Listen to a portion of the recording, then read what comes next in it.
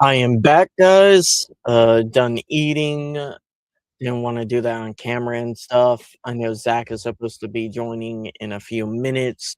The Rams pick is coming up. I guess we can go ahead and kind of break down some of the picks that I missed. Had really linebackers go off the board. Rodriguez and Trotter. Renard, which I know a lot of Rams fans were hoping for, got, picked up by the Steelers after Lemon got sniped by the Eagles. And then, AJ Terrell's brother, goes also to the Falcons. That's a very cool storyline. I think they're gonna be great together.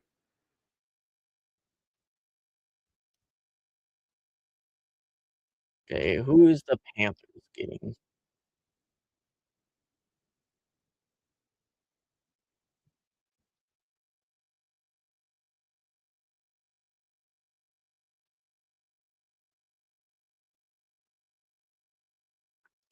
Nose tackle.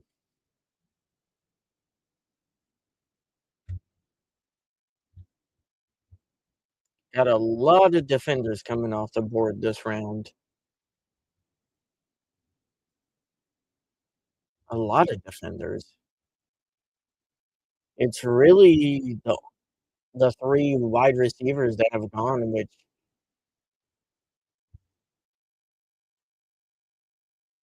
can say you had a guard go to the Cardinals. Interesting.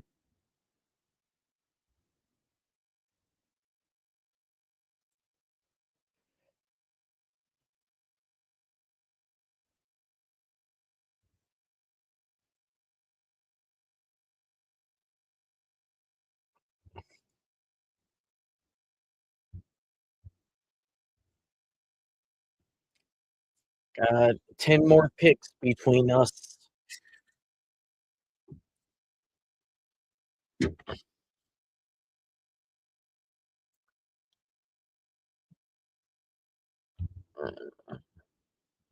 Let's see. Oops. Let me go back there.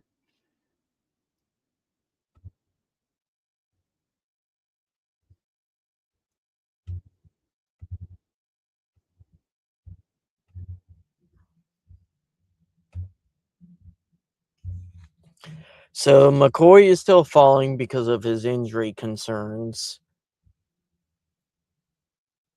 CC's still there. If we're looking wide receiver, you got Branch, Brazil.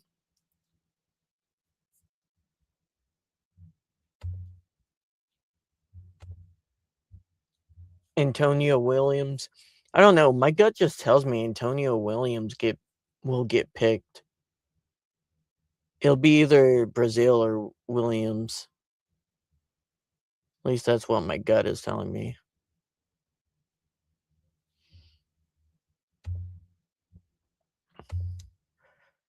I mean, Eli Stowers. If you're high on him, he's still there. I think I mentioned C.J. Allen, the linebacker. Gennings Dunker. I mean, if they want to go tackle and developmental tackle, he wasn't too bad. I liked him whenever I was he would be a left tackle, I believe. He played mostly in Iowa. I don't know if he could transition over for the NFL to right, but I like Dunker a good amount. He was really good in the run game, pass game, not as much, but I think he would be a worthwhile second round pick. I wouldn't agree with going it now, but my opinion really doesn't matter when it comes to what they think they need and stuff and whether it's gonna be long term or not.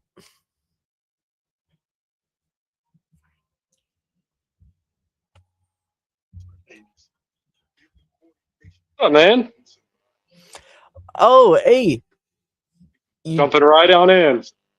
awesome, awesome. Have you been tracking the draft? I just saw that what Jermaine Bernard just went. So Mhm. that was I know that was one of your picks that you had, hoping that the might slide to the Rams as a potential offensive weapon.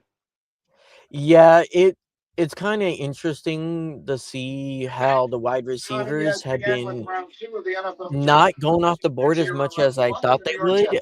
I Bernard went earlier than I thought, but to be honest, Zach, it was one of those things where I thought they, in total, would be more gone by now Yeah. as a position group. Like, at this rate, I don't think Branch is gonna be there by the time we pick. We got what? 11 more picks. Yeah, like 10 picks till we go. And if you're looking at, like, who's ahead of us, if you're talking about wide receiver that needs one, the Jets to go wide receiver here. You could make an argument, uh, Minnesota doesn't need to, but, Green Bay, Hmm. the Colts just traded away Pittman, so, you could definitely see the Colts potentially going for one. They I don't think the Eagles would, especially after getting Lemon. Chargers, they've already invested a lot in last 2 drafts, and Pons goes. Interesting. That's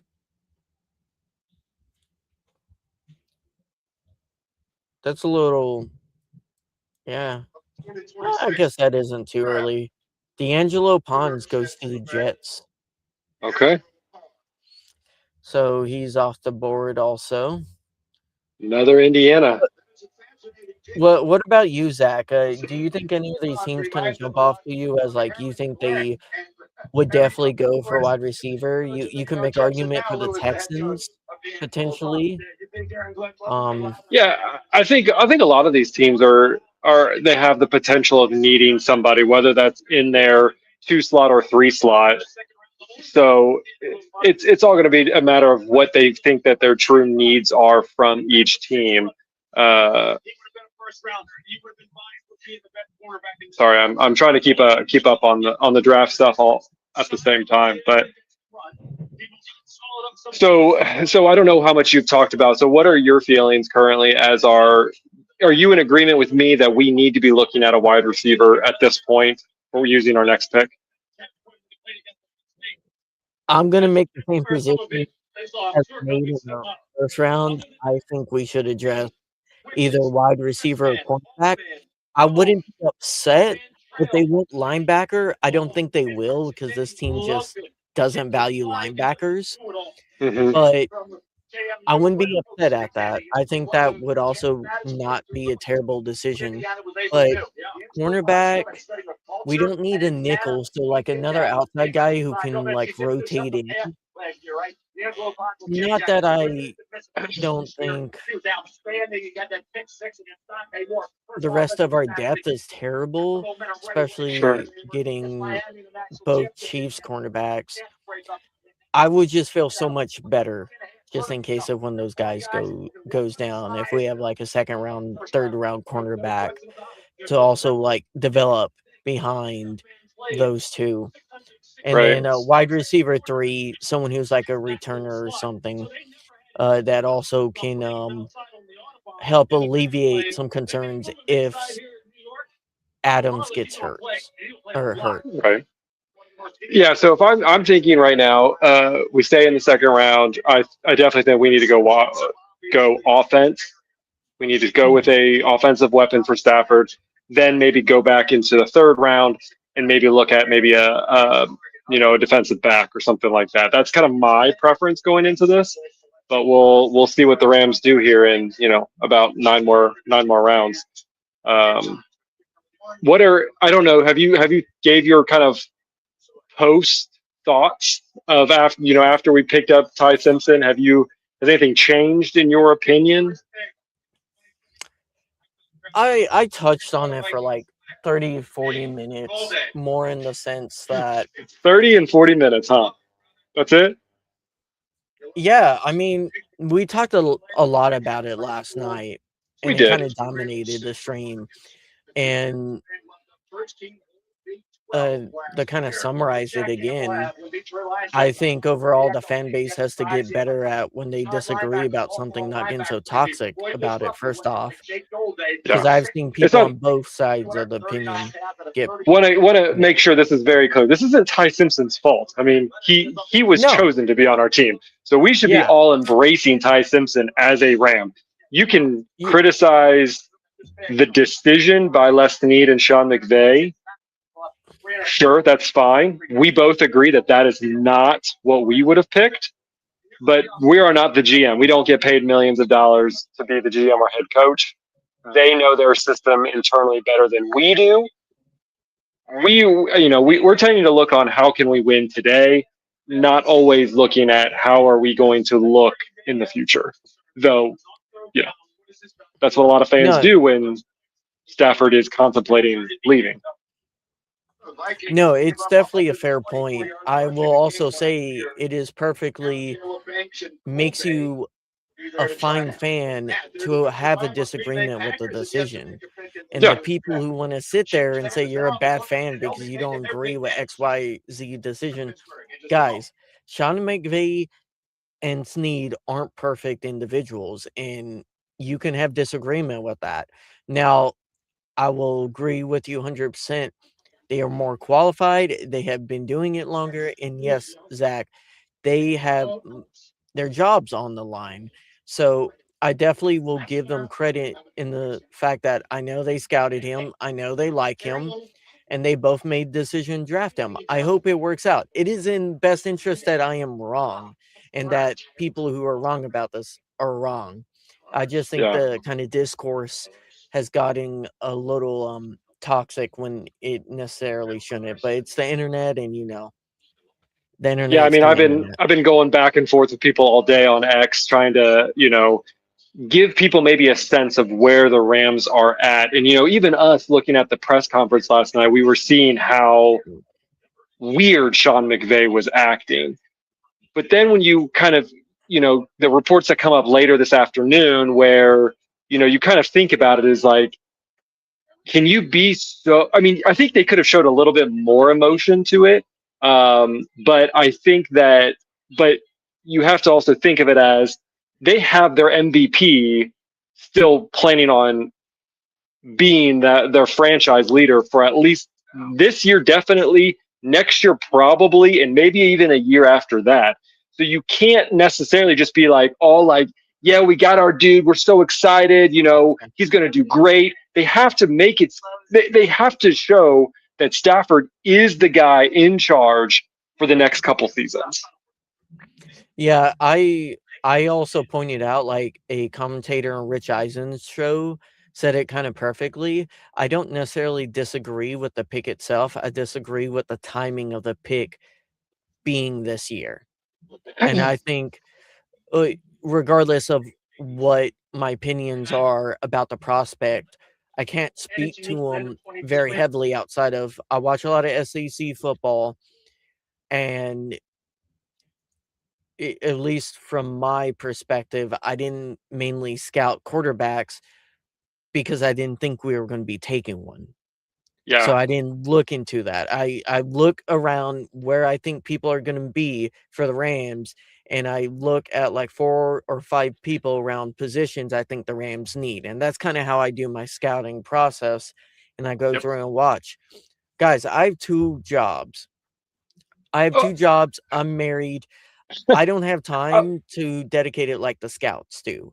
no, I know, and then that's completely fine. I don't think we need to dive that far into it, but it's just interesting how the Rams decide to do things, and I do like the idea that this pick came out as a, and I'm going to have to jump off here in a minute, so I just want to make my point, and then I'll dive off, and I'll come back in closer to our pick. But Yeah. we had our first round pick. We actually sold our first round pick, similar to what we did in 2021 for Jalen Ramsey, and we got McDuffie this year. We had an extra first round pick that they decided, hey, we're going to punt this for our future and have someone and solidify that. And I get that. I get the understanding of that, and that you don't know what the unknown is going to be. And you may never see a top 15 pick in the next 3 years to get yourself a quarterback that is going to be at the level that will take you to the future. Oh, the last 2 picks, Zach, while you were talking, they hurt. They hurt a lot. Jake Golday, Oh, Cincinnati linebacker, off the board, and CeCe goes really early to the Packers. oh Oh, man. I I thought just he saw was the such a gem, and I thought he would last until, like, the latter half of the 2nd, 3rd round. That is really surprising he went that early. Oh, no, I know. Okay. Well, I'm going to jump off. I will be back. So stay tuned. I will be jumping back on to kind of give my analysis once the Rams get closer to the pick, and I need to make sure all my devices are ready to go and charged. So, Ashton, I will see you Yep. soon. Everybody, keep on. Ashton's doing a great job. See you guys soon.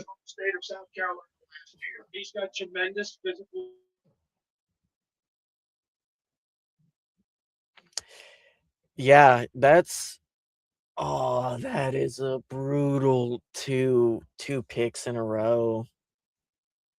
Brutal 2 picks. Mm.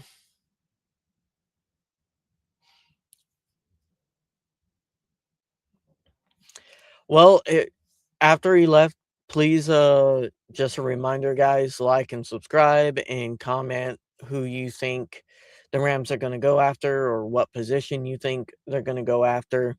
A lot of directions they could go. Probably will go in a direction we don't expect. They'll draft another quarterback just so Rams Twitter melts down even further. Because they absolutely just look at Twitter before they make decisions.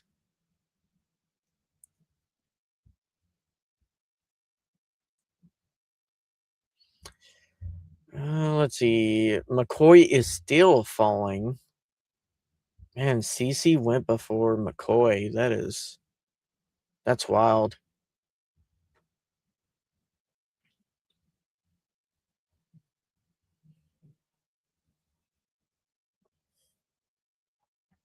Still got CJ Allen. If you're looking at linebacker, we're what? What pick are we at? What number?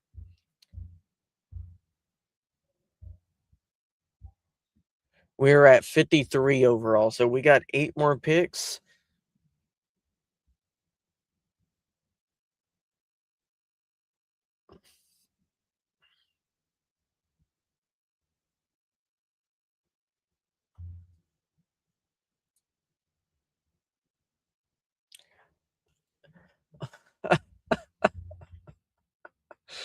Oh, they're really just going after all the defensive players I said. This is killing me. Uh,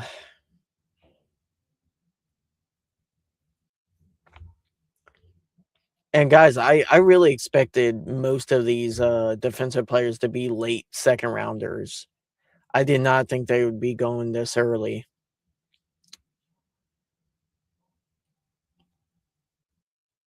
Wow. A real heavy linebacker run going on. Who else is there at linebacker? I guess Anthony Hill. Anyone else who jumps out? Uh,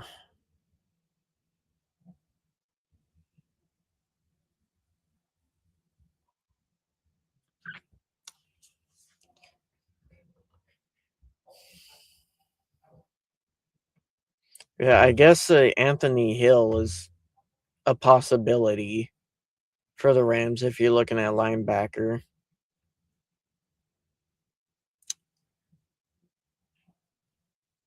Most of the guards have been picked over pretty thoroughly during that first round run, and the last one taken at top of the first or second.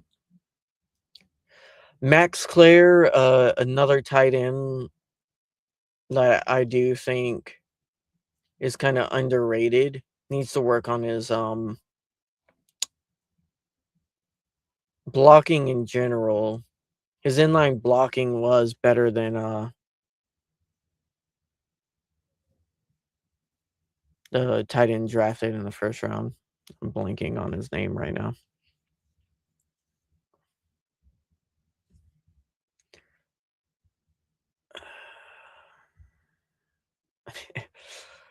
You always got, Mike Washington, you got a few running backs. I know you guys would love to draft a running back in the second round.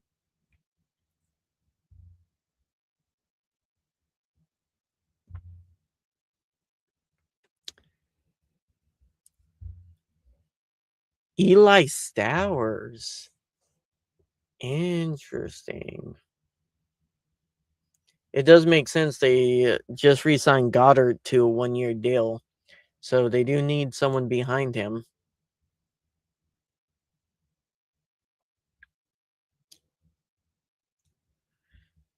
Chargers are on the clock. Oh, they just traded to the Patriots.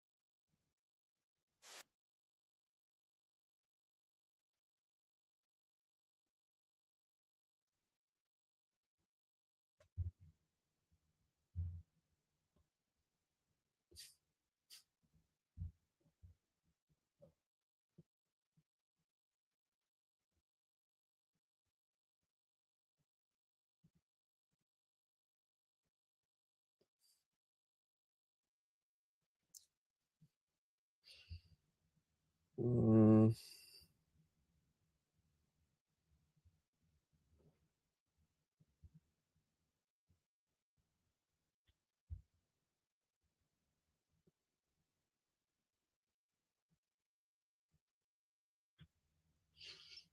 man, the clips of Avion Terrell and AJ Terrell, so moving. That's awesome.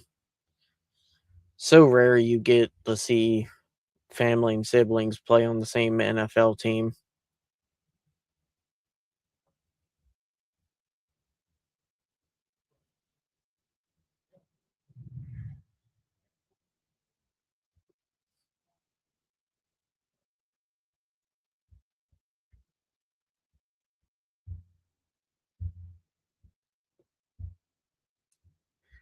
The Patriots are taking really long to pick, especially given they traded up. What are y'all doing?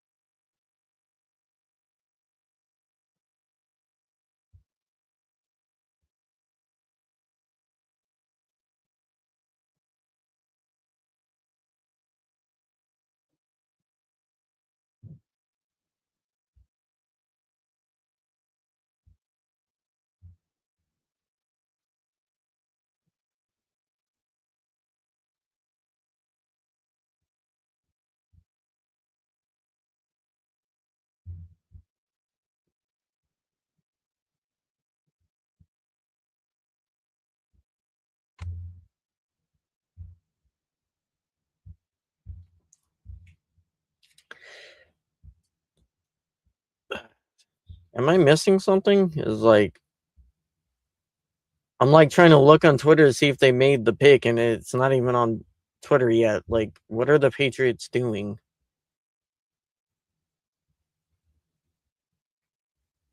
And they just announced the Rio game. That's random.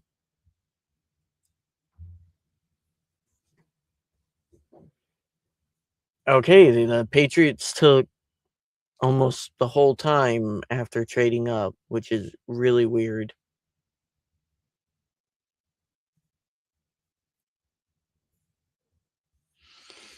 They just need to keep on drafting offensive linemen, man. May was terrorized. I mean, they got Dobbs, so they probably could use a young tight end, a young wide receiver. I think they lost a DB too.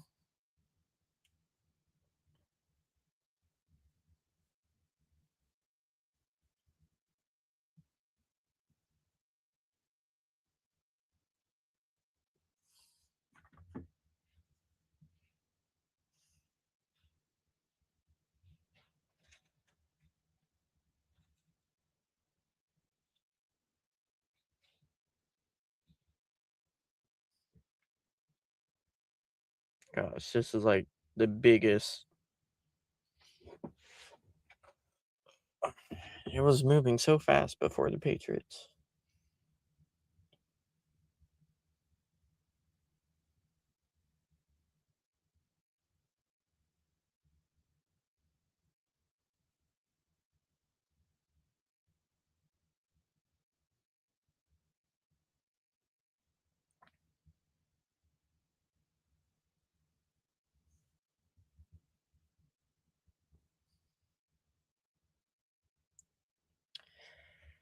Oh gosh.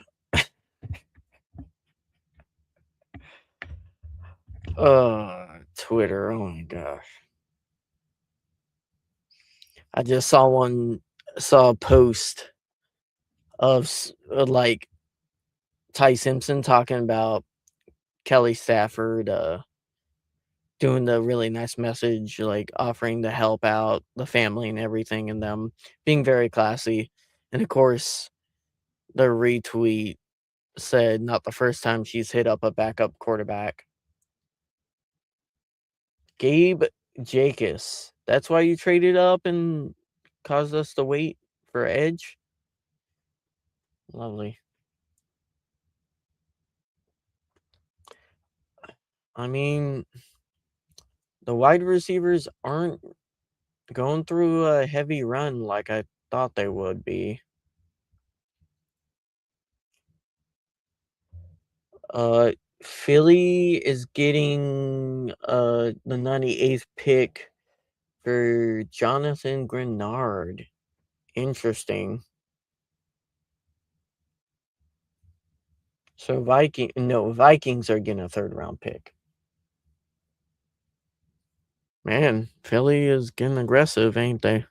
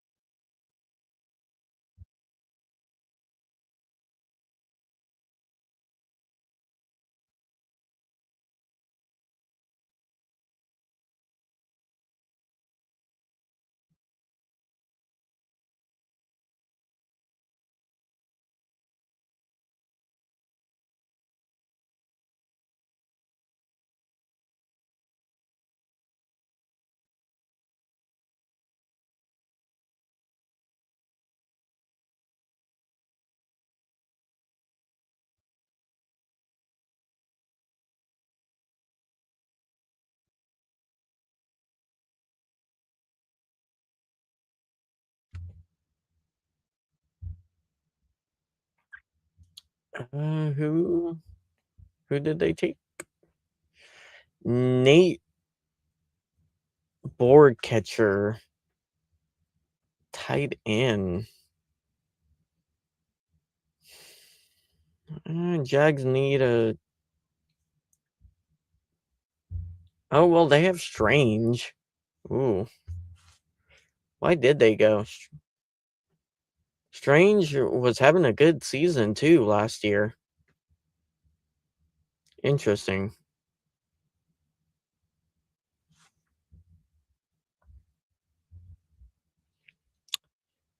All right, we're getting close, ladies and gentlemen. We are getting close.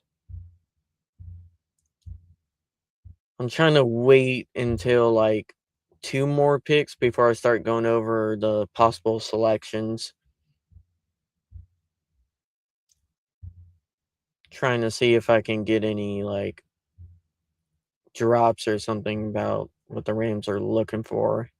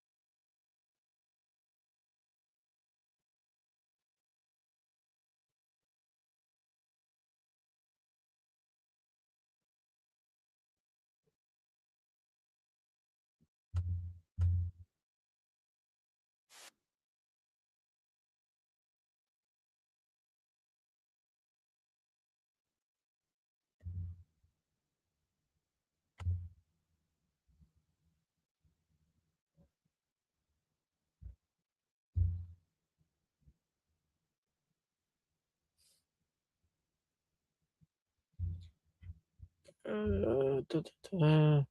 Chicago's still on the clock. Well, pick is in. It has the best fit as Branch. That would be wild if the Bears took other wide receiver.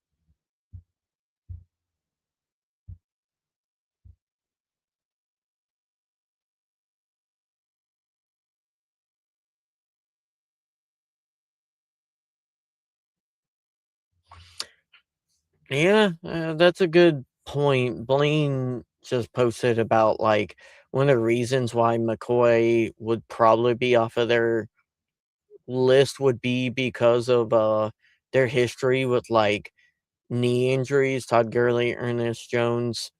I would also point out that Alabama edge defender we drafted in the third round of 2019. I think it was 2019. I'll look it up right now. He also had injury issues with his knee.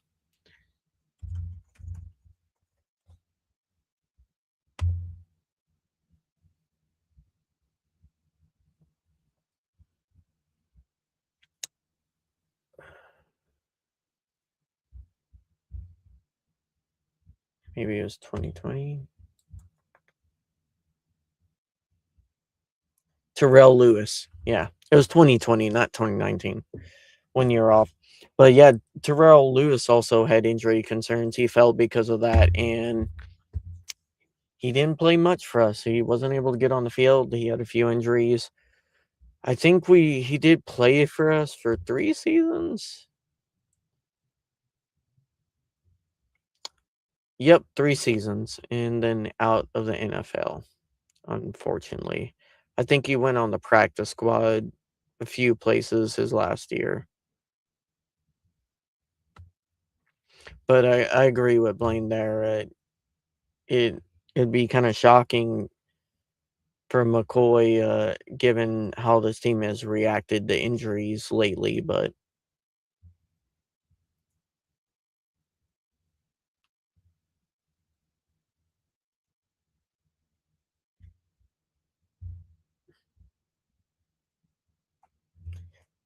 got a center.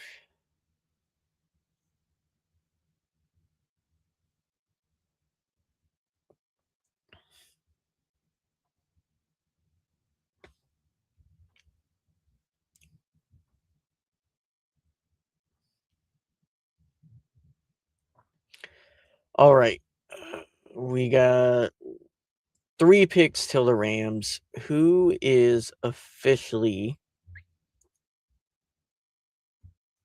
kinda on the board? And I'll do this, so y'all probably watching anyways, but so you're gonna have one of McCoy, Anthony Hill, or Branch, and this is all given if the Rams don't trade back, which it depends what they think of, like, Branch and Brazil or Antonio Williams, wide receiver wise. Like, you're gonna have your pick if you want one of those wide receivers. And I guess if they don't like one of them, they'll probably trade back because, like, I don't know what other positional value. There goes a safety. What other positional value you get at this spot? I mean,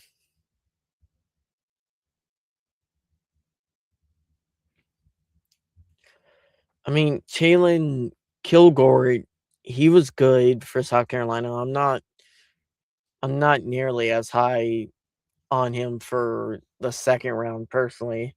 I would say like a late third rounder, he would be worth taking a shot on. It's hard to tell because South Carolina was such a mess, and I think I said this with Cece. They were so elite the year before that the offense and special teams collapsed for South Carolina, and it impacted defense so much, and it was a total mess.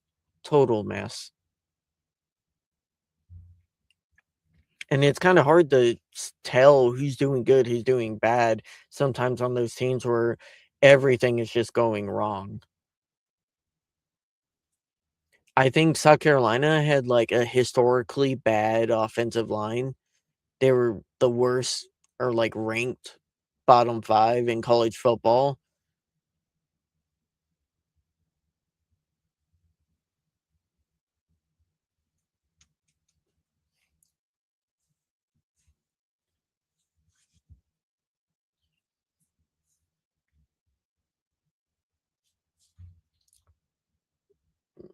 It's the Texans and then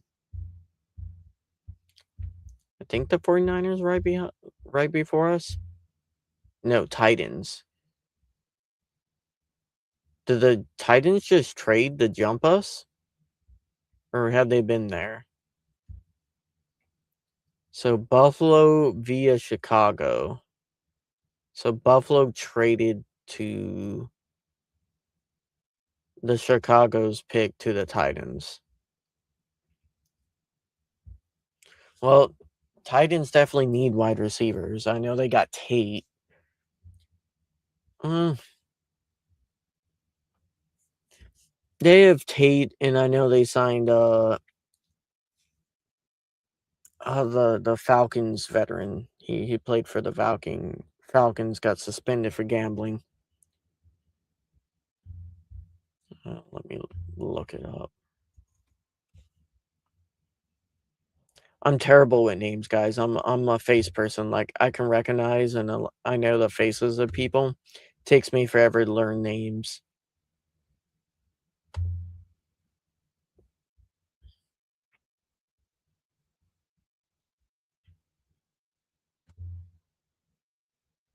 Oh, who'd they go?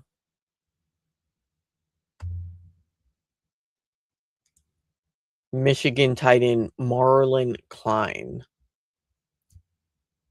So tight end, Tennessee. Then we're officially on the clock. Tennessee, they got Wandale Robinson, Calvin Ridley, and Carnell Tate. Yeah, I mean, they're kind of already loaded up. And we can't forget the most important tight end player, Lance McClutchin, is on the Titans roster. Can't forget about the preseason warrior.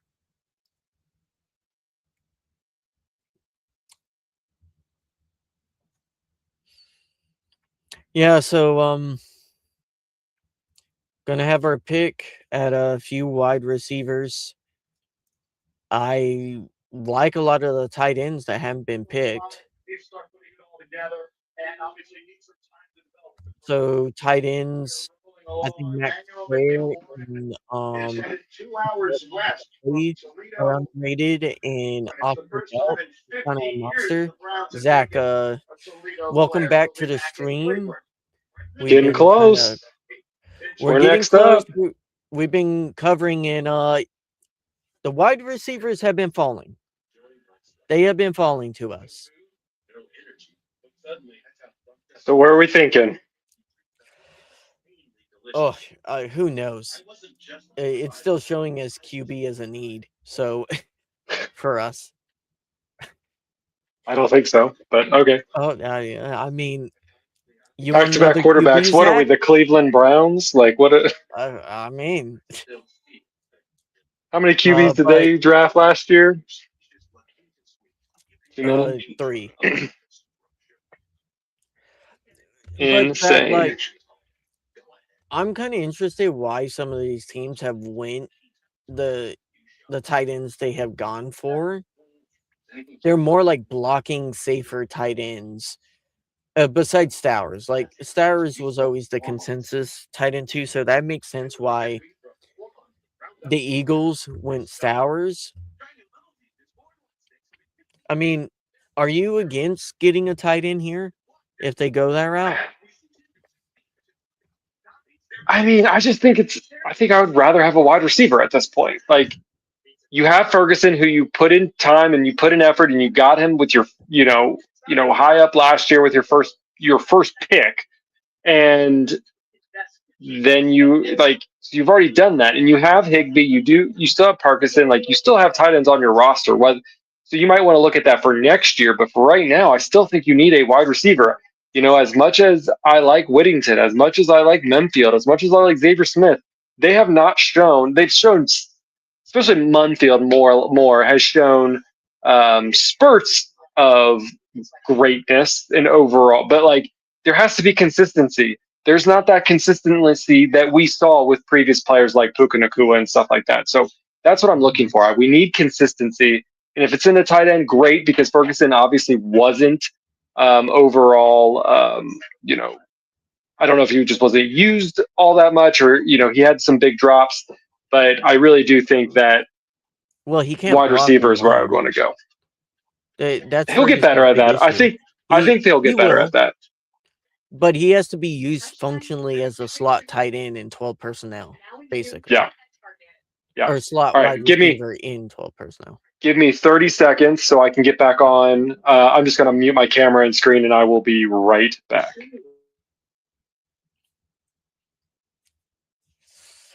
You guys getting excited? Getting excited? Tight ends are taking forever too. Hate both the Patriots and Titans.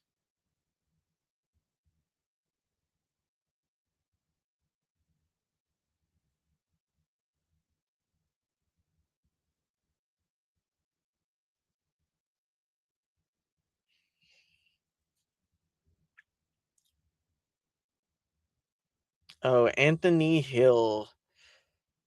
They jumped the Rams to get a linebacker. Mm.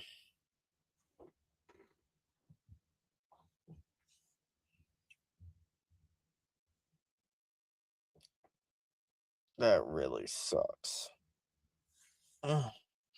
Well, got a pick of a second round wide receivers mostly.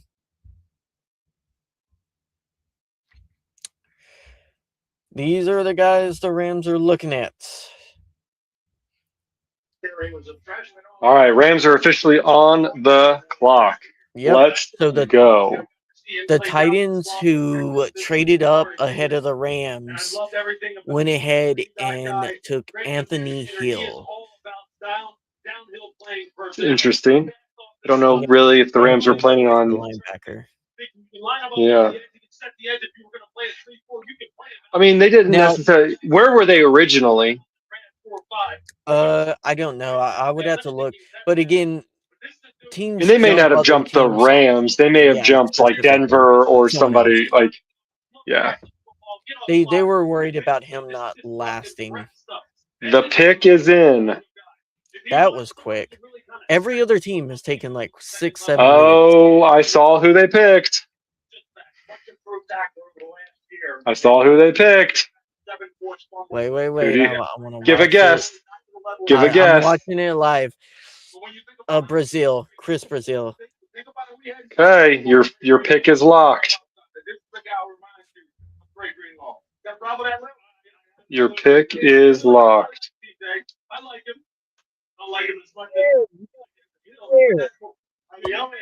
Nice.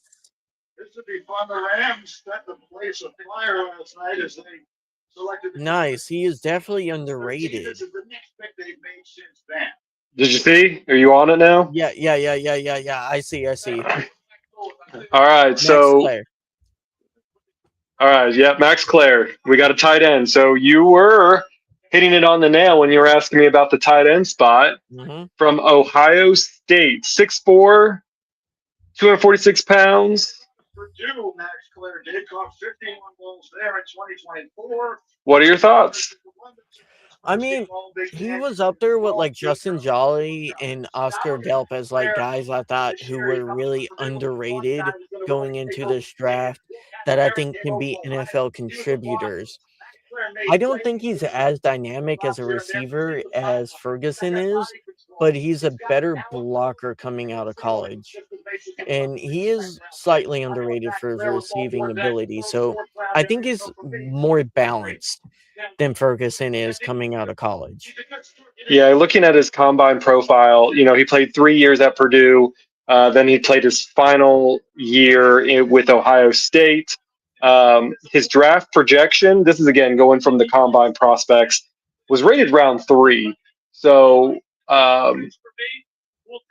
yeah, I think it's going to be interesting. Again, it's one of those things where like the Rams have now selected 2 tight ends of the last 2 years in the second round, and so how is that going to play out when you have Ferguson already in the room? Like, is this going to be more of a competition? Is this going to be more of a headache? What do you think? I think they want a tight end room that eventually Ferguson and Claire can replace and move into the spots of Parkinson and Higby and eventually grow into similar players, but they're going to be more dynamic pass catchers.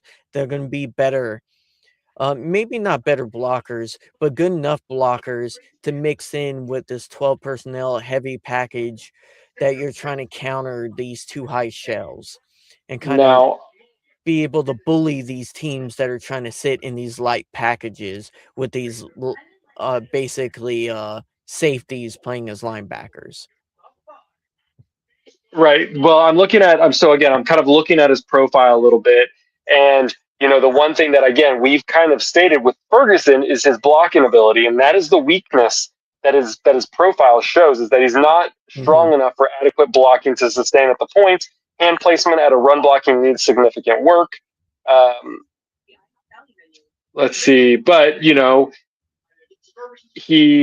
he's able to adjust routes. He's very athletic. He's able to kind of climb the full routes of any route that he gets assigned to. He has speed with him. There's a lot of things that he does have, which is great. So I'm really interested to see. I mean, obviously McVay loves tight ends. That's what he started off in, and Oh that yeah, is what he continues to be his bread and butter. So yeah. I am You going to take jump it. off for a minute, and then I will come back on here in just a short bit. All right. Yep, gotcha. All right. See you guys. Yep. I mean, we can remember when they also drafted Gerald Everett pretty early in the draft in 2017.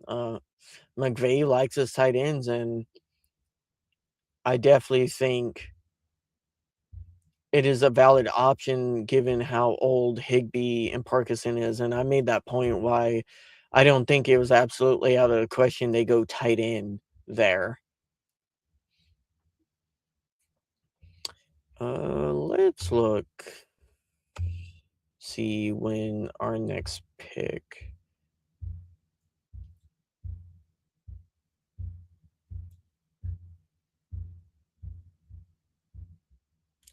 So we're 93, so we got 30 picks to go. 30 picks. I am gonna take a quick bathroom break and we'll kind of see what happens by the time I get back.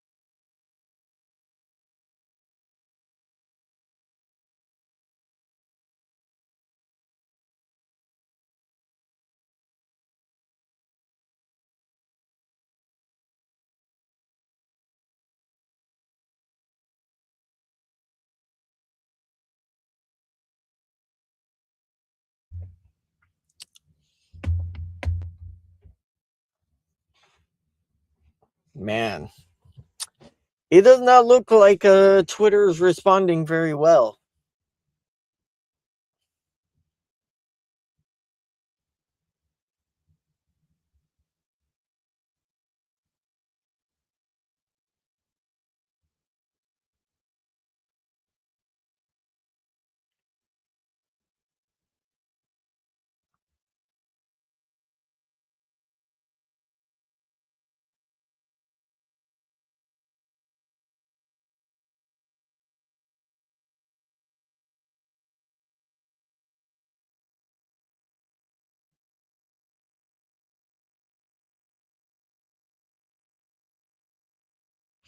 Yeah, I mean, I would have been thrilled if it was Branch, but I think Claire is he's gonna be a good tight end for us. It is a little interesting that he or we went that direction. I think he's a better blocker than a lot of people on Twitter are saying right now, but that's from what I've seen.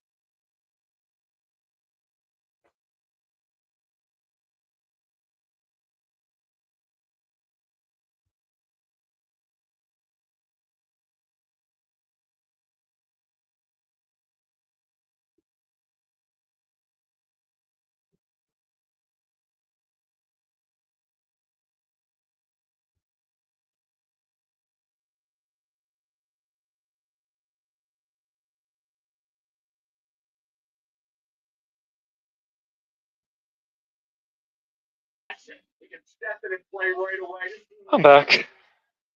Hey, I'm just trying to look see if news or press stuff about the pick.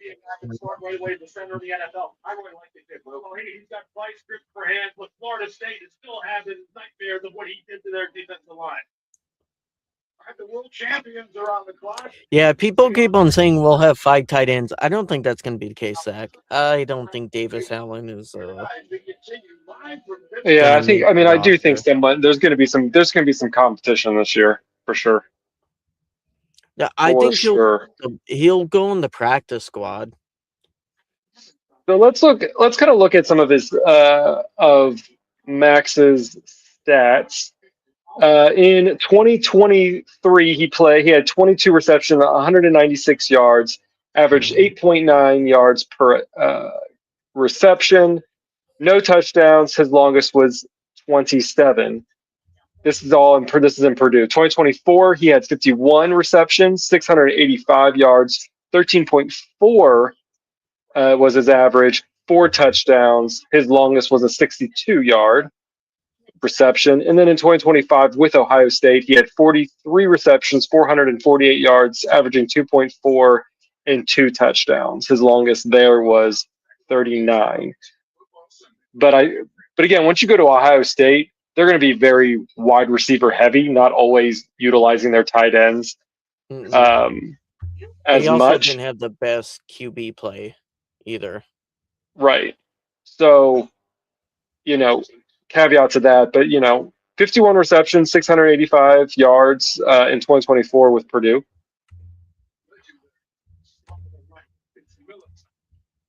Yeah, I mean, I've liked Max Clare.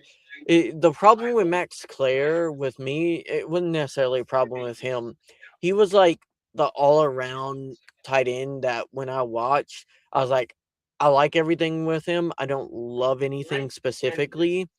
And there were other tight ends that I was like, "Oh, I love his inline blocking," or "I love his verticality and his physicality." Like, I think Oscar Delp is an unreal athlete. He's just raw with everything because I believe he's relatively new to the tight end position. So there are other people where they're more like either projects or rough in one area and great in the other, and he's just like good at everything.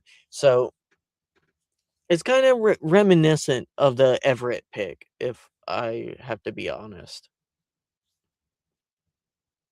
which which is not a bad thing. I think Everett No. had his place. He was good. He was good for while we had him. Not the best, but his versatility I think definitely was something that we were hoping would expand, and it just never did. Yeah, and I think with how the board is falling, Zach, you're gonna have still good wide receivers on the board, or you should, by the time you come up in the third round. Hmm. Now, I don't think Branch will still be there, and that's who I would want. But let's look who are our options at wide receiver in third round That is because I think we both are going to assume they're not going to go tight end again in QB prospects. Let's go prospects. We're looking at wide wide receiver. receivers. Yes. So So go ahead. the top three that you would like to have a chance at one of these guys, but I don't think they'll be there. Branch, Brazil, and Antonio Williams. You would love to get one of those guys in the latter half of the third round. You're probably gonna have to trade up for one if you want one of those guys. I'm not the biggest fan of Malachi Fields personally. Ted Hurst, I think I mentioned it earlier with you, small school guy. These like Ted Hurst, Skylar Bell, and Surratt are more of the guys you're looking at, and potentially Jacoby Lane if he sneaks into the third. So like you have that group of four, and I'll kind of describe them a little bit, Zach, and see if any of them kind of like scream out to you. Skylar Bell, he is kind of like a burner, 6 foot player from UConn. He is a pretty good route runner. I would say he's better in the short area than deep, but I think he can grow there. He would be more like Tutu Atwell, in my personal opinion, than Branch.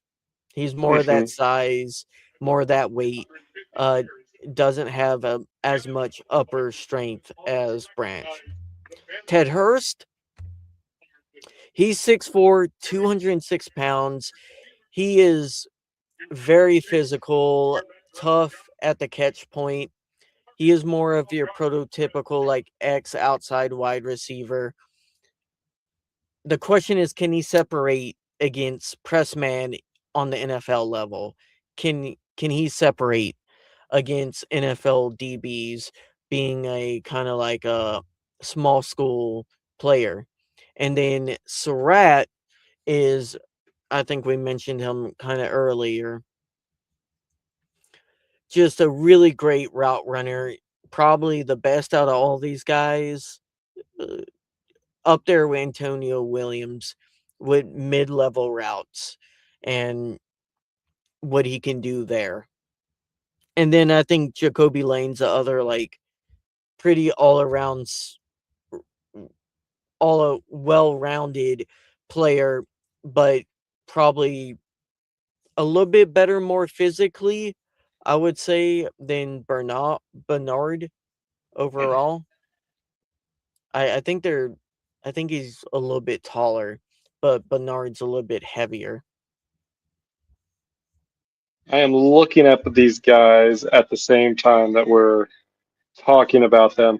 I mean, I definitely, I like the Skylar Bell a little bit. He's bad and he's very quick. I think some of the negative points that I've kind of seen about him is more on the accuracy of the quarterback a little bit.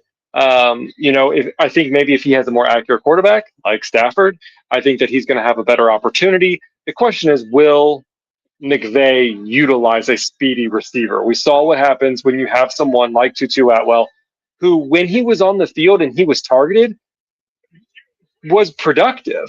But the problem is they didn't have that they didn't have that opportunity. And whether that's because of pressure on Stafford, whether that's just a play calling, you rather get the ball over to Devontae or Puka, or you're going to have your tight end package, your heavy tight end package. I think that just messes with a speedy receiver.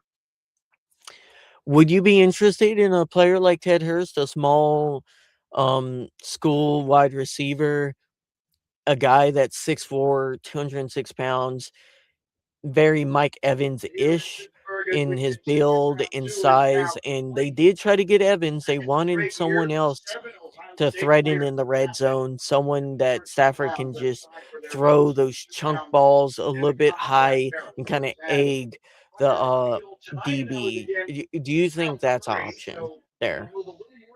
Yeah, I think so. A lot of times you can see these good players who come from these small schools. They're just sometimes feel underrated because they are at a small school, and they don't Wow. always get all the looks. You see who their Arizona took? I did not. Apparently, you're ahead of me this year or tonight. Last night, I feel like I was ahead of you. Arizona took Carson Beck out of Georgia, or no, Miami. He went from Georgia to Miami. Interesting. Yes, very interesting. Where were we at? We were talking about wide receivers, right? Yeah, we're talking about receivers. Um, And then another small school kind of gem, more of a burner. He's 6'3", a little bit less tall than Ted Hurst, 200 pounds, a little bit lighter. But he runs a 4.34. He is he's very raw route running wise, but athletically very gifted.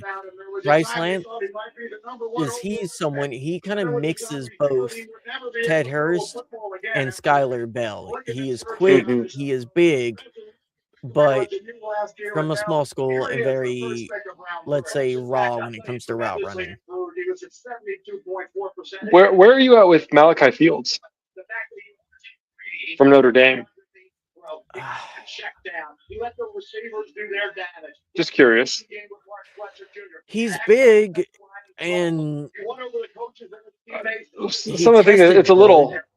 He did test well. I mean, again, He's a you good look at someone who's blocker. at a small. He's from a small, which the Rams love. The Rams would love another elite blocker that's also a wide Yes, receiver. yes. And when you if it lacks maybe in the tight end spot, maybe you bring somebody in like Fields who can help in that blocking, getting back to what we used to be when it was Puka, or not Puka, when it was Cooper Cup, Robert Woods, Van Jefferson, like they were all good blockers. But let's look at the Rams picks. most other wide receiver picks, almost all of them, are really great route runners first, and then they look for blocking, and then everything else comes after that, right, Zach? When they're looking at Mhm. traits, like, say what you want about Tutu, he ran good routes, and he Oh was yeah. quick, and he had a bunch of different things. The blocking was the only thing about Tutu that really they didn't follow completely with their process. Malachi Fields, he has a very rough route tree, very rough. He didn't run a lot of different variation at Notre Dame, and But is that I because don't of think the it's design plays? Because they were more of a run heavy team. yeah, I mean, potentially that's where you have to kinda lean on the Rams and their scouts and stuff in their interviews. Me and you won't be able to answer that, right? Right. I can just go off of what I saw when see him playing games, when I watch, the tape. Yeah, I mean, I'm not inherently, like again, I'm not gonna be upset if we draft him. I think we need a wide receiver. This is where, like, to me, I trust their judgment in whatever they think they need for the future. I do believe they're gonna aim for a guy who can do somewhat of a, like, supportive role as a wide receiver 3 that can eventually succeed Devontae Adams. Now, there's a chance they still believe in Montfield, and if they still believe in Montfield, they may just go for a purely, like, gadget guy. I don't think that's the case. Do you think that could be in the realm of possibility, Zach? That they still have heavy belief in Montfield? I think so. I think Mumfield out of again, like I like Whittington, I like Xavier Smith, I like those characters, but I think out of those three, Mumfield showed the most promise when we were playing as on the He offense. but didn't he get kind of force fed? I would actually say the other guys look better in their limited snaps. It's just Mumfield got more attention. I don't know. I think I would disagree. I think Whittington, he was fine at the maybe at some of the blocking, but again and again, it does come down to how many reps did they get each, and you do take that into consideration. But what Yeah. I see is on the field, and what I can see is when he made great catches, and those are what I see, and that's what I value as productive. They may get a couple more, percentage wise of being on the field and being able to catch, fine, whatever. But I want to see, can they get over DB's heads and catch the ball? Can they make snags out of the air when Stafford has to loft it higher than it really wants to? Those are what I want to see, and I don't see that necessarily from Whittington. Xavier Smith, he's been great too. I think he has some positives in this, but again, nothing like we've seen with the Puka Nakua that we have now, Cooper Cup in the past, Devontae. Like, we need someone who can be more at that level. So let's say if it's not a wide receiver, because you agree with me, wide receiver is probably our biggest need right now, correct? I think so, but Okay. we're not Les needs prime window to pick receivers though. No. Um, if we don't go wide receiver, what is that position we go? Um, probably looking maybe in the cornerback spot. Um, maybe in the safety position, things like that. Hmm. I don't know. I wouldn't think that we're going to be looking for offensive linemen. Maybe until even the later round. Um, if there's any positions up there that we need just to have depth, but So, they can also question get to you, those at the undrafted side too. McCory, McCoy, would you draft him if he falls to 60 or 90? Sorry, to the 90s, and he McCoy. was projected late first. The cornerback out of Tennessee. He has a lot of health concerns, and that has really impacted his stock clearly. Oh yeah, I mean, I definitely think so. I think you have to take into all aspects. Sorry, I'm going to his thing now. Um, Yeah, I really think that yeah, his the ACL tear, I think that's definitely going to cause some issues for him, and the Rams don't really probably want to risk that, at least as a starting position. Now that he's fallen back, maybe it's something that they would be willing to put some capital into. Um, Hmm. but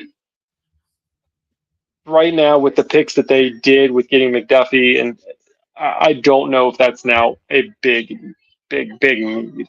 It is a pick that I think that we should look at for the future, um, but I don't know if that's necessarily the case right now. Hmm. I'll be right back.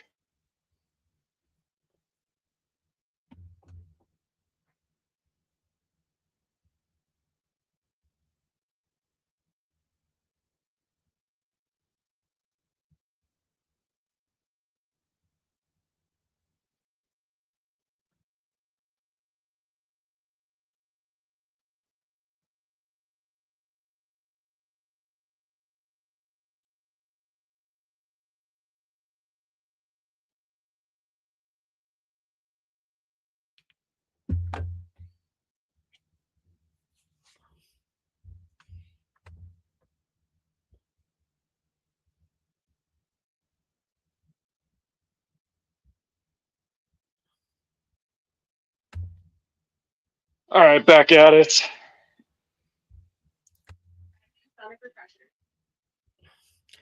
Yeah, what do you make of the response so far from the fan base with Claire? What's your take on that?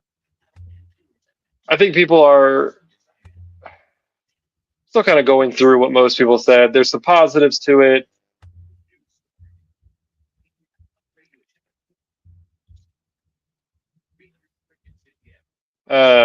Max Clare has quoted to say, "There's nothing better than 13 personnel. I'm pumped to be part of that." Uh, that's kind of fun. So yeah, we'll see. We'll see who the Rams do, what they plan on doing with having a fifth tight end on their team, but definitely saying that they are going to stay tight end heavy. It makes Maybe sense. that's It's what a they bit. do. Maybe they're just going to have Puka Nakua, Devontae Adams, and four tight ends. Gosh, that's gonna be a nightmare for fantasy owners if that's the case. Yeah, don't pick a Rams tight end. Yeah, you're gonna be playing slot machines with the Rams tight ends. Oh man.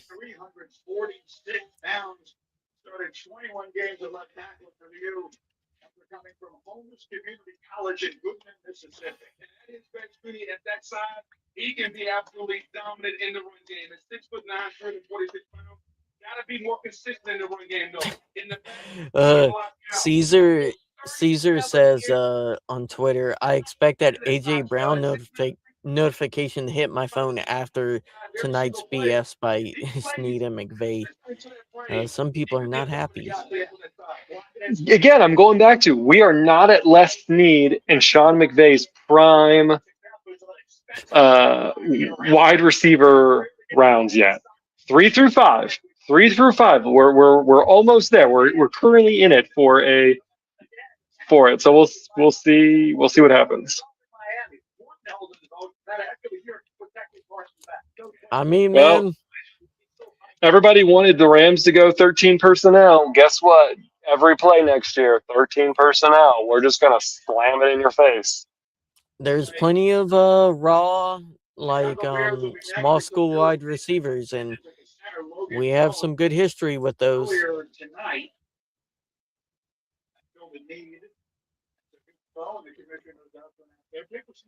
I think everybody again. It's just one of those things. Like you're never gonna you don't understand what McVay and Snead are thinking. We should have anticipated some of these things, but we're always thinking we need this now, and they're like, yes, we do, but we're going to do it our own way, not the way everyone else thinks. And so I just find that very interesting.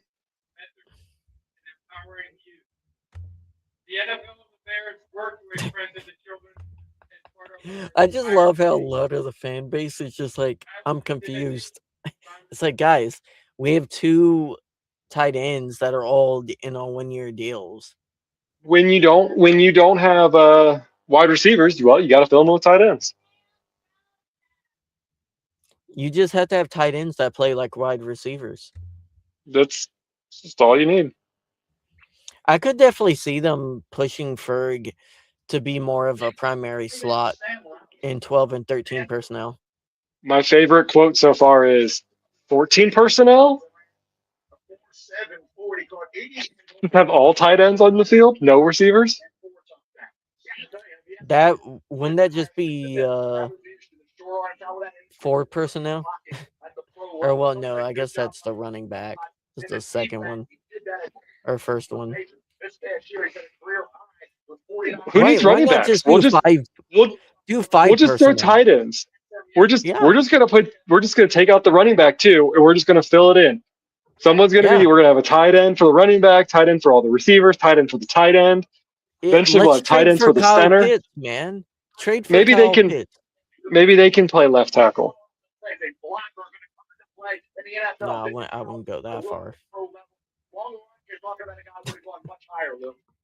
Fascinating. Okay, so I know we've been talking about this, but I was looking at uh, Cameron De Silva, who does from the Rams Wire, and I've been pretty positive about Ty Simpson. Been pretty positive. I've been trying to think of why the Rams did this, but then you have to think about it this way. You are the Stafford, positive person. I am the yin to the yang. Um, I don't know which one's the white and which one's the black, so I may have got that backwards, but you get my gist. Ty Simpson, staff for 3 years from 2022 to 2024. Started 1 year at Alabama in 2025. Will sit at least 2026, most likely also 2027. Most likely the earliest that he could see potential ball, caveat injury or anything else, would be 2028.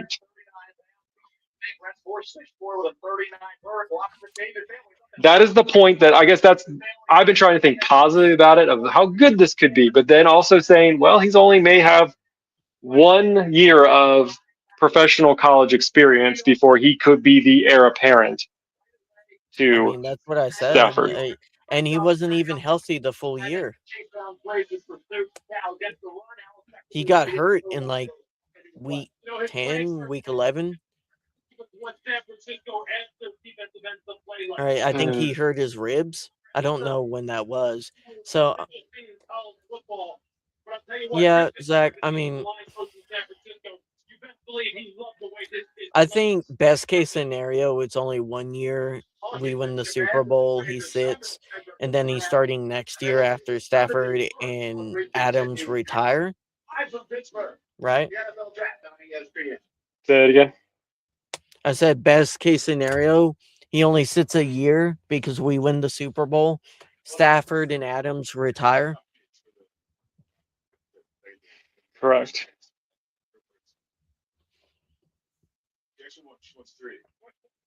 Yep. Oh man. I still can't believe we Hey, it oh, it's crazy town. We're living in an alternate universe. crazy. We are living in an alternate universe.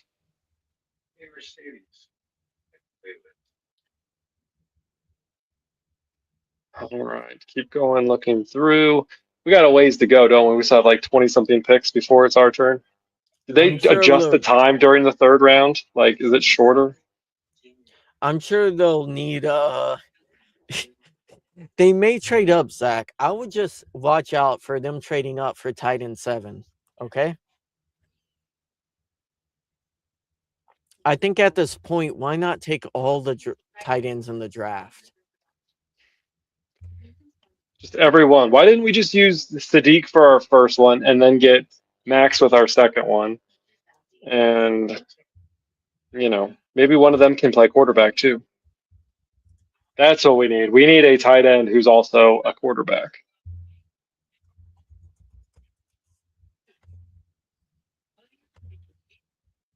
Oh, we need Jim another Everett. quarterback? Jim Everett loves Max Clare because he was a Boiler for 3 years.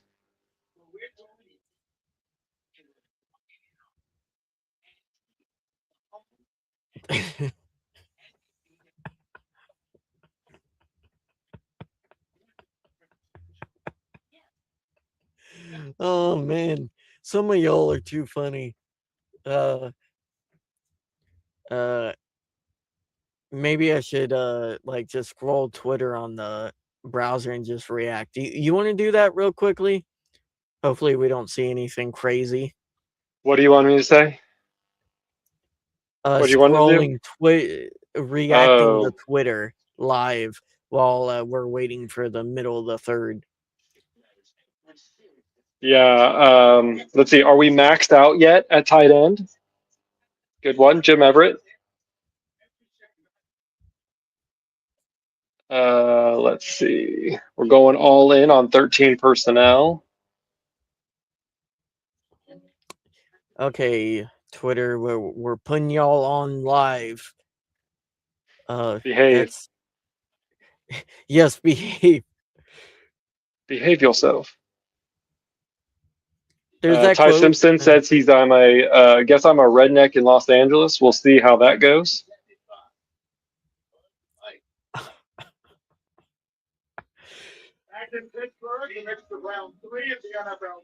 Uh, Nakua Stan says just drafted our QB3 and tight end 5 with our first 2 Wait a picks. minute. Wait a minute. He's still active? I thought he said he was going He to said, deactivate his "Hey, account the if he community." if Ty Simpson was going to be a Ram, he was going to deactivate his account. I he's, these people are not serious on X. That's how you tell people are not serious on X. What? What are you telling me? X is not a platform full of serious people? You know, one here Hey, says Rams are playing pin the tail on the donkey with their picks. I can't judge anyone, Zach, for saying it. I said people that morning were on crack thinking we would draft our QB2 at 13. We I did. mean, we did, but you also have to see. I was talking to a lot of different, fans of the game, and looking back at certain aspects. I was talking to Dak, one of our good friends, and he's from the Kansas City area, and when Kansas City drafted Mahomes, I think everyone wanted to go riot and burn down Arrowhead because they just didn't understand that move. And now look at what Mahomes has done. Not comparing Ty Simpson to Mahomes, but comparing the unknown to what the Rams are envisioning this potentially could be. I I think people need completely. Oh, sorry. W- We need to just stay completely away from the Mahomes comparisons. I'm Okay, not he had comparing multiple years. Mahomes. I'm not comparing Mahomes. I'm comparing the situation of you don't know what you get until it happens. And so they're envisioning good things are going to happen with Ty Simpson. They have a plan for Ty Simpson. It Whoa. may not come to fruition, just like Stinson Bennett didn't. I don't feel like has come into fruition as they dreamed it to be. So, like, that's almost any pick in the NFL draft, to be honest. Like, even Greg Robinson, Correct. like, they said they had a plan for him too, right? It's I mean, you look at the. So here's the other thing that I noticed throughout this week is that there are only two players in what is it the last 20 years, 25 years that have won a Super Bowl and they were the number one overall draft pick. Stafford and Eli Manning. No other number one has won a Super Bowl since then. It's just kind of crazy to think about. Like a lot of teams put their money and they're all in on the number one pick. But how many times has that actually been successful? They may have had successful years, but isn't the goal to win the Super Bowl? yeah, I mean, funny thing is about that Super Bowl is either one would have been a number one overall pick winning the Super Bowl had Burrow beat us. But Sure, but I mean, Goff was also a number one pick who potentially almost, could have won that game too. I mean, Just didn't.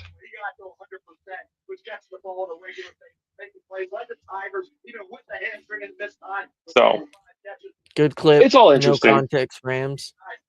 Good good picture there. That's not Max. Not Max at all.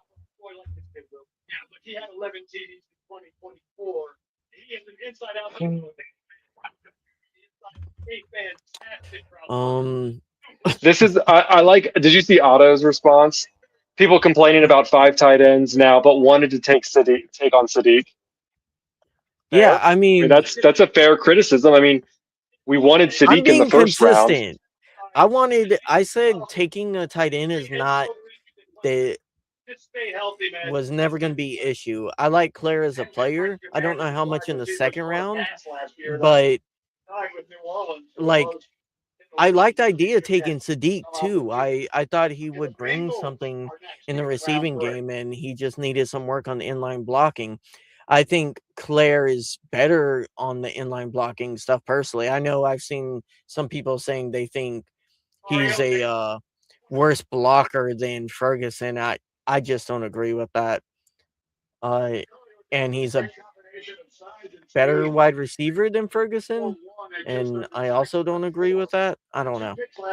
If they don't pick a receiver, this one, in one of these next couple, I could I could really see their intention is to do another big trade at some point and bring in another Mhm. veteran receiver. I truly think Yeah. that if they don't go in with someone of good talent, I really believe that they're still looking at moving through free agency or a trade in the next several weeks. Yeah, I'm playing some highlights of Max Clare while you talk. I do think he is overall like on the board. He was the safest tight end to go, the best overall well-rounded. I don't think Ohio had particularly fantastic QB play compared to years past, and he was able to do a good amount of damage. Now he I think I mentioned this earlier.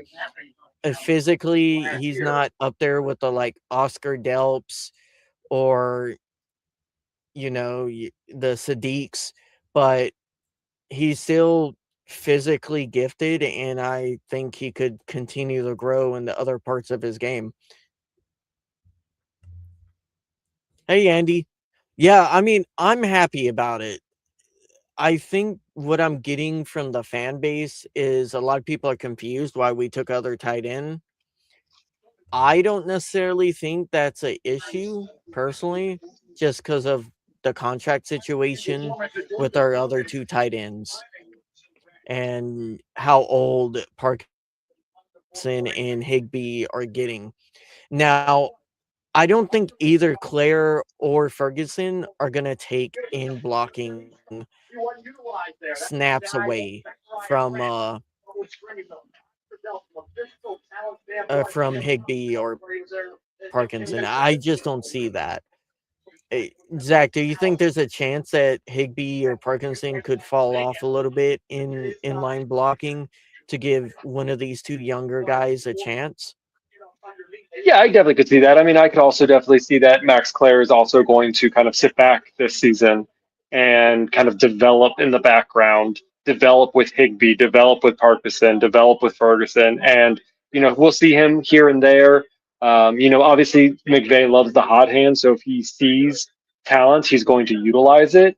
But I would Mhm. definitely think that we won't see as much of Max Clare as I think people are going to assume they we would. McVay's always Yeah, been so very hesitant to run rookies unless he has to. a little draft update for you, Zach. Malachi Fields is off the board. Oscar Delp is also off the board for the Saints. I really like that pickup for the Saints right there. Not Antonio Williams. So what's wrong with Branch? Why is he not? I mean, he seems pretty up there too. So basically, he's had like some off the field issues in the last week. In the last week or two, and that probably hurt his stock. Gotcha. I mean, when I'm looking at the board, when I'm looking at a board, I'm looking at the top four left in the wide receiver camp. You have Brazel, you have Branch, you have Skylar Bell, and you have Chris Bell. Those are kind of the top four that I'm seeing. Uh, Um, I like Surratt more than either of the Bells, personally. okay. And then if you want to get project or like if you want to get Serrata's nicknamed the Waffle House, if you did not know. Now you do. that's fun. That's fun. Ramley would like Because he's, that. because he's always open. But That's nice. That's good. That's this that's this good. feels like it. This I could see this. He's another Indiana wide receiver. I could see this as a less need pick. What about His the his risky Ted hometown Hurst is pick? Stafford, Virginia. Connection? Coincidence? Connection? Coincidence? I think not. This is when you know the Well, draft content is getting slim here, folks. Appreciate well, everyone. Hey, real quick. yeah. Thank you everyone who's tuning into this live right now. I know that there's not a whole lot of Rams stuff going on because we're still like 20 picks away before the Rams pick the next one.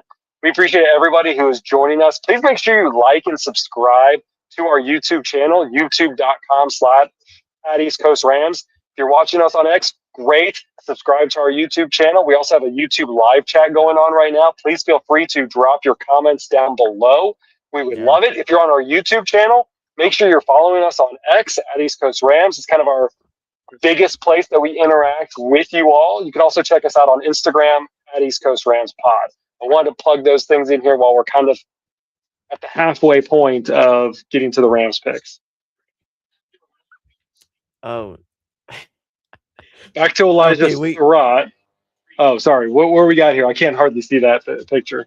Oh, did the Dolphins I think they're gonna pick a wide receiver. That would be kind of crazy if they don't. I know Andy, who's a huge Dolphins fan. I know he wanted a wide receiver, and they just keep on neglecting.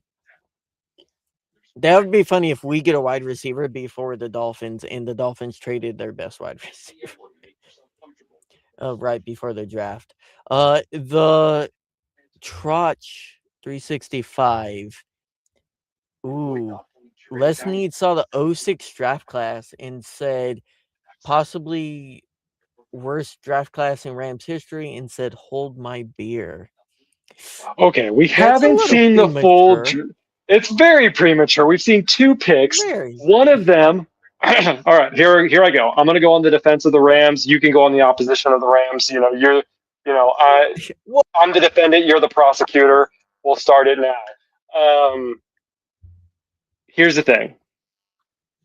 We gave up our first round pick for a position that we needed to fix, and then also in free agency, and we fixed that in the defensive back room. We got that. We got McDuffie. We're now solid there. If we didn't have that 13th pick, we were probably going to go defense, and we are going to go into that defensive back spot. I really do believe that 13th pick was a luxury pick that we will probably never see a top 15 pick as long as Stafford and McVay are in charge of the field. If you want to plan a post Stafford area, whether that's this year or the following year, we have either 1 to 2 more years with Stafford, maybe 3 as a miracle. You want someone to learn from him. I don't care what you say about Jordan Love or whatever, but he's a decent quarterback. He was behind Aaron Rodgers. Aaron Rodgers was behind Brett Favre. They've had a good system going there. As far as the tight end spot, everyone wanted Sadiq in the first round. So don't get me started that now we're surprised that the Rams are trying to go for a tight end. Sadiq was one of the top picks that people thought that the Rams could have picked up at 13 or dropped back and picked him up, slightly back from that and picked up a few more picks. So that is my defense of the situation. I think that the tight end spot, you can't say that because you wanted him and you wanted someone in the first round. Well, now they got him in the second round, and you can go on the attack if you like, or you can agree with me, whichever. That'd be odd, but you can go with me. Uh, I mean, worrying about the future after next year is for losers, Zach. Losers worry about the future. Winners worry about getting rings that year. And we're supposed to be winners next year, Zach. And you're right. We probably won't see a top 15 pick again for next few years. That's why it's important you get high skill blue chip valued prospects when you can, and you worry about the future QB when you need a future QB, not when you have the MVP playing on your roster right then and there. I rest my The case, Rams, Your Honor. the Rams do not want to get into a situation where they are forced to pick a QB like the Steelers have had to do, like Cleveland have had to do, and we go down another 10-year cycle of lose, lose, lose, lose, lose, lose, lose. We do That not sounds like a want then problem. it. It is a then, but I don't want to be on a team that loses every single year. So why don't you play with one chip? I'm asking for one chip that you didn't even own, and you bet it towards the future. You took I don't free want to money. hear Let's a say, let's single say you complaint. got free money and you decided you were going to bet it in roulette and you put it on black. That is what the Rams are doing. They are playing with free money that they are saying we're putting on black and hoping that roulette hits. That's what they're doing. I'm okay with it. Yeah, but you're taking away one extra piece you could contribute to win this Potentially, year. you could get someone like a Lemon, and then he gets injured. I'm not asking for that to happen, but I'm saying you could go out and he could get injured on these turf fields that every receiver complains about, and now he's down for a season, and you just lost your chance anyways. I And who knows Any if he would player even can get play? hurt, but I'm pretty sure as long as he plays a single snap, he will get on the field more than Ty Simpson will ever get on the field this year. Potentially, but if you want a quarterback that's going to be able to be that future, this is the Maybe. time to do it. You don't want to go in next year and now everyone's in the hunt for quarterbacks, because again, you think Geno Smith is going to be the future? What the Giants? Is that who he's with now? Or who's Geno with now? Who is he with now? Mm, he is with the Jets. The Jets. I knew it was a New York team. I get those two confused all the time with their team. But you know, do you want to have a Geno Smith fill in for a while? No. You want another Matthew Stafford, or for whatever people That's say a about next Jared year Goff, problem. Jared Goff was good while we had him until he fell off at the end. He had good years here under Sean My point McVay. is, it would be a next year problem. That Well, like what it's about not even this? worth thinking about it. But what if Sean McVay and Les Snead are so good, they're like, well, Ty Simpson, make or break, we'll just trade him to the Bengals and bring in Burrow.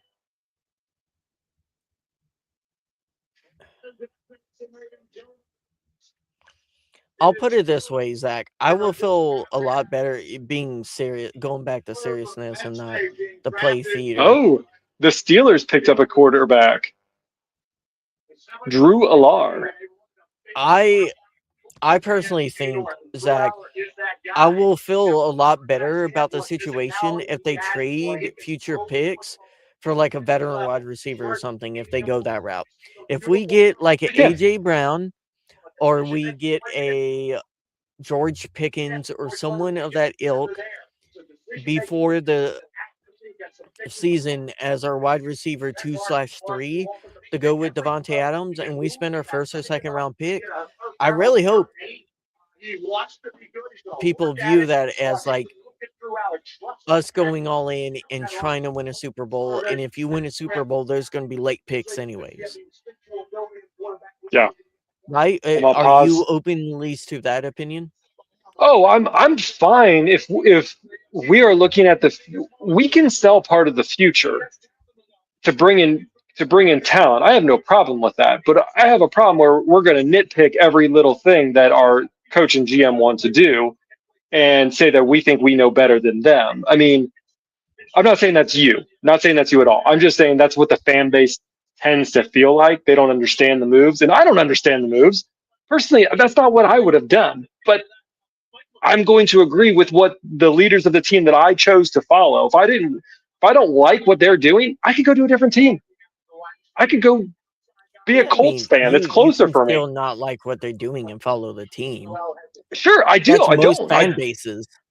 I don't. But the thing is, like, there's a difference between disagreeing and then just being truly just like, I don't know, like completely destroying. Like, these guys have no idea what they're talking about. They don't know what they're doing. But that's the reason Oh, why they I have the mean, jobs, is to know what they're you do have the people who legitimately think they could be a GM a lot better. And it's a lot more complicated and hard than it looks. So I never tried to like downplay the position roles of these players or of these coaches. It's all hard jobs. It's the best of the best.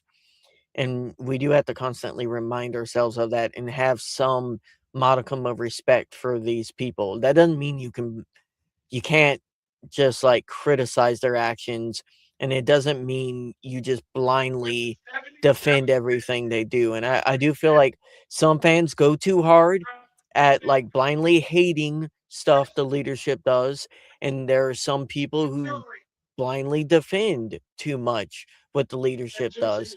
And there's a fine balance there, and it's going to be different for every person. We just try to be on I try to be honest with my analysis and tell you guys my opinion. And that's not always going to be right, but I try to be honest, and I feel like that makes the best podcast. Yeah, and most of the time, me and Ashton do agree. We text all the time.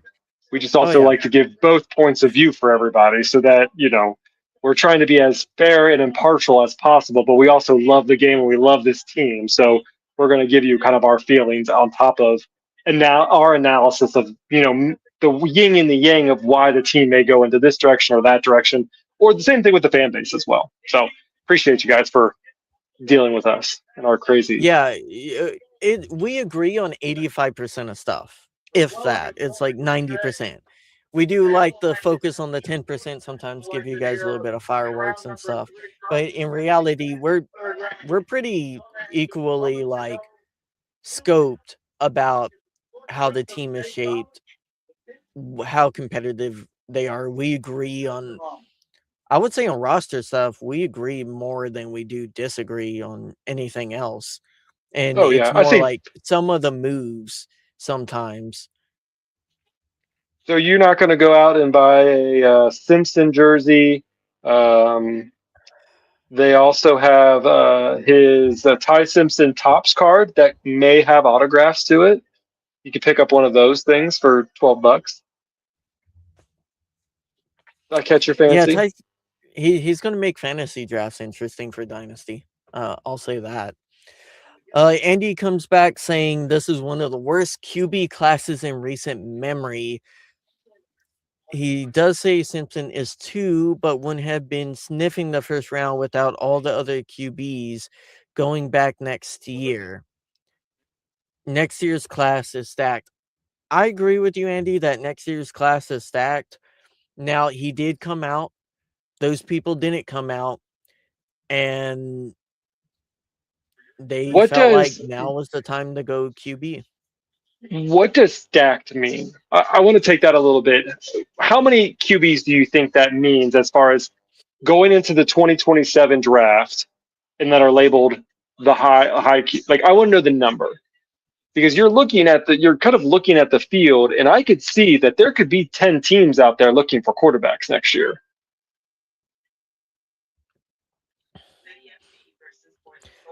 I would say from everything I've seen, you're talking about like at least 4 first rounders. I would say potentially 5 or 6. And that's a lot. That's a lot for a single class. And I think a majority of them are going to be really good quarterbacks. So I'm just saying, like, if the Rams fall somewhere in the upper 20s, to to low 30s, obviously up to 32. But could the Rams even have a chance at one of those? Obviously, they I could mean, sell future stock to get down and to do it that way. But well, they if would also they, been able to trade a 28 first, right? The move up, like you can get up into the low 20s decently well, and you would get a shot at like the fifth or sixth quarterback in that. It most drafts don't go the way of what 2 years ago, where you have 5 QBs in the first 13 picks. That but almost they, never but happens. it doesn't happen until maybe you have a stacked class, and then you're like, oh crap, we have to do it. The And then last class, you we both trade agreed up. that that was stupid. We thought like that was a terrible idea for half those teams, and half the like, the Colts getting Anthony Richardson, like that. We even said on that during that time that that was a Yeah. bad call. It didn't seem like it fit into Indianapolis's culture. Not saying Anthony Richardson is bad, but I just they have to fit in a certain culture, and I think they just went trigger happy with somebody, and I could see that happening again next year, especially if you have something that's considered a stacked class. Yeah, I mean, again, it doesn't matter anymore because we made the pick, but there's a world where you could have traded up with a second and a first rounder and get to a decent spot and get your QB of the future if you wanted to go that route and get Do someone you with think? 13 here. Do you think they could have? They tried and then no one bit. Well, you wouldn't know until next year to try trade up. Oh, I meant. Sorry, I meant this year. They like trying to trade back. Oh, trying to Yeah. trade back? Yeah, yeah, there was a report that people are trying to get the guard that went after the Rams, and the Rams just didn't bite. Yeah, I think mainly they were worried about the Jets. I do think there's a chance Jets could have taken Ty Simpson, and I think that was a huge concern from the front office perspective. Do we wanna Pat, do a Pat drafting McAfee's just sheet? grilling the Chargers fans right now.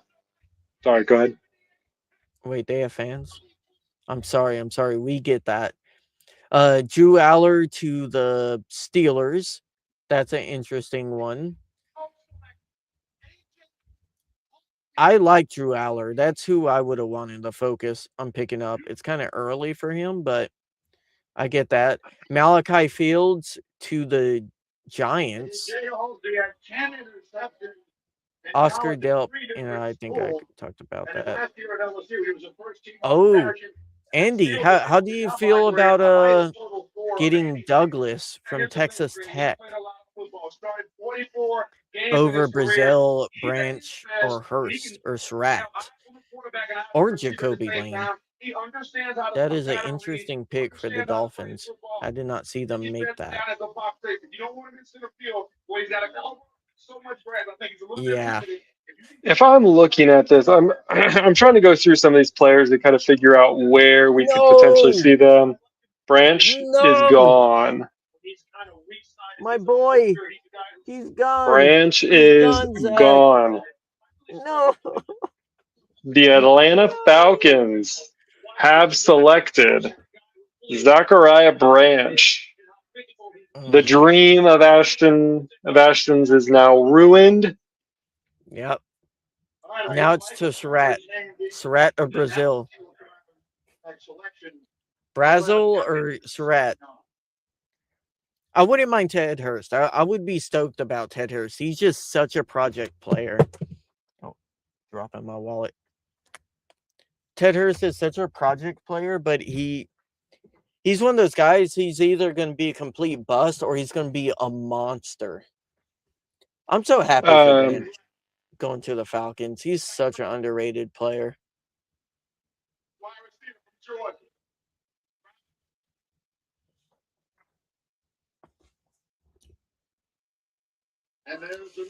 Well, Andy, your question got answered pretty quickly by the Falcons, unfortunately. I'm gonna grab this. what are you thinking about Jacoby Lane? I Did love we talk about him Jacoby already? Lane. Yeah. Big We red we zone talked guy. about him. Yeah, Could use a good red zone guy outside of Devontae. Well, I think a lot of these guys would be good in the red zone. Huge guys that can go up and egg, like Ted Hurst, Brazil, and Lane. I guess Lance, but he didn't do a lot of that in North Dakota State. It's gonna If be you want to, interesting. if you want to go route runner, then you would say like Surratt. Um, I guess Lane is the most balanced out of all the guys left. If you're talking about the guys I like personally.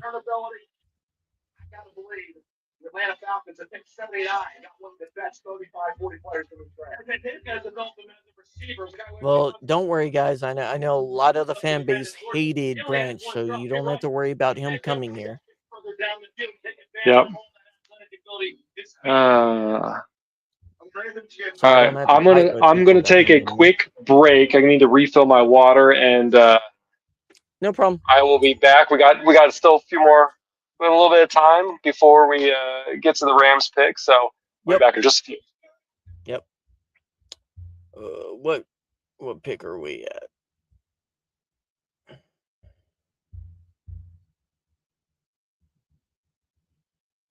We're at pick 81. Almost. Almost 12 picks to go, guys. 12 picks. It's almost done. I really hope we don't trade back. I do not want to stay up further.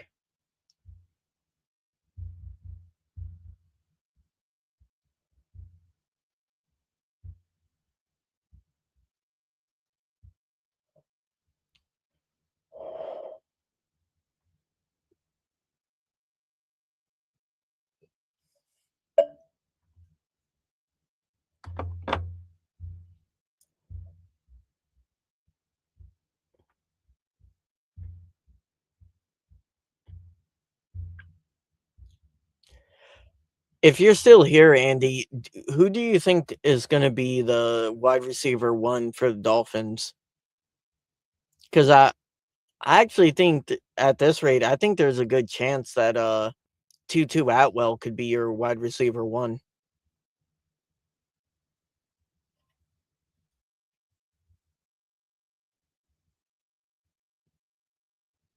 Oh, you think Tolbert?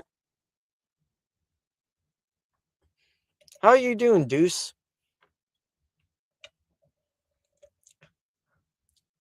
I mean, Tolbert's a.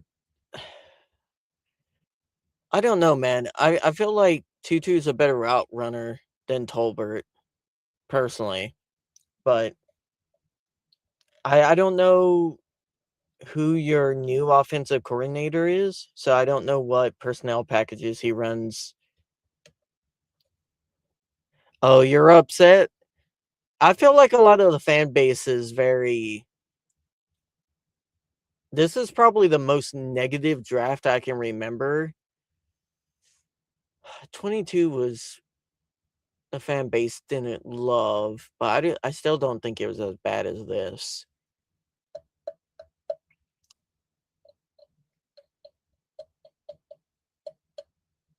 Yeah, probably the most negative draft I can remember so far.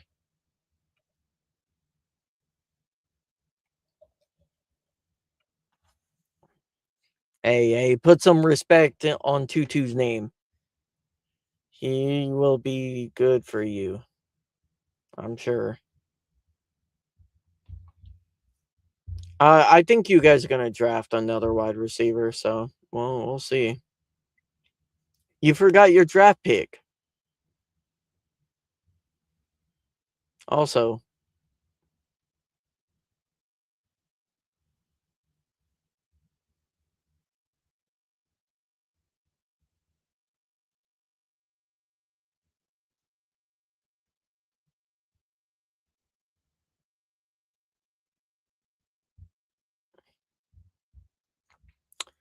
I guess I'll start. Make sure they haven't had a pick. Oh, Lane just went.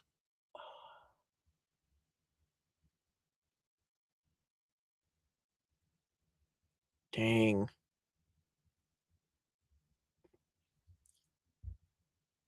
Hmm.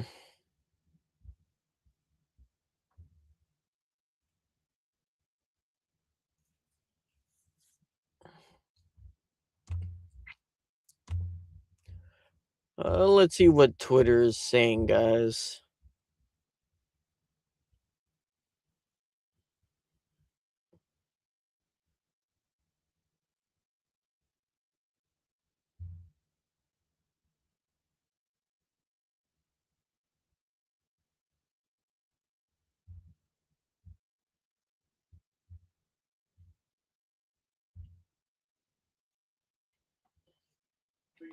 All right, I'm back. I saw Lane. Yeah. Yeah, Lane goes to the Ravens. Right. Well,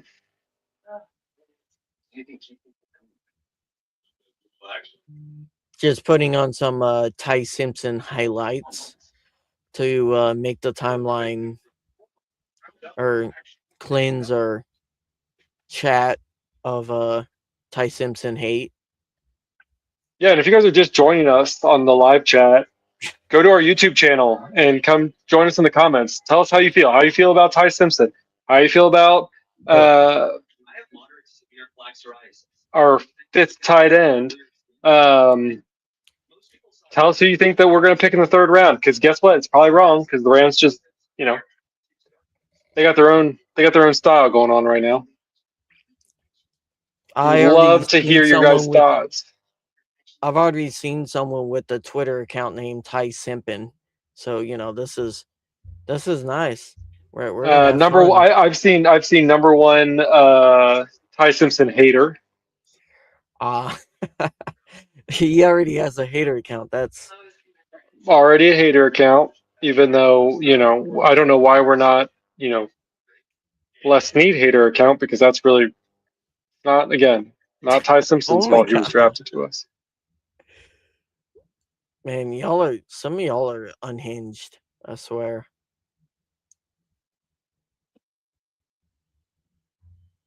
Oh yeah. Do you have a reaction to the GM and the 49ers head coach? That clip of them kind of making like a backhanded remark? Yeah, they basically kind of just laughed and then really went into just talking about Jeremiah Love. Yeah. Yeah, The same pair that drafted Trey Lance. yeah. Traded 3 picks for Trey Lance. We didn't trade anything for Ty Simpson.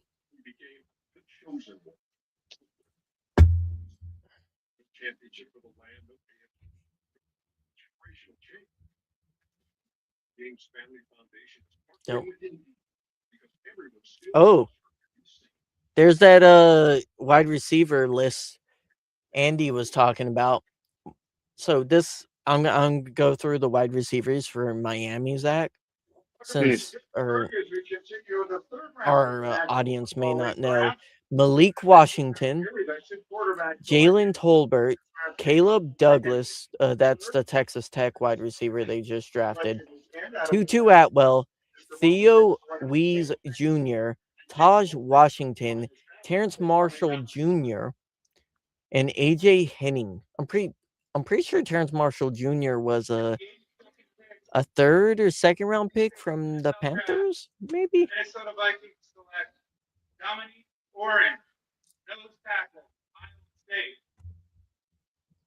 Uh, are we getting close, Zach? We getting close? Pick 82. Yeah, okay. You can sniff the Rams pick. What the Rams post? So the Rams pick it, or Oh, the they posted a picture of Ty Simpson looking at the block party. I hope he did not must have watch been a the long flight this reaction. morning. I hope he didn't watch the reaction.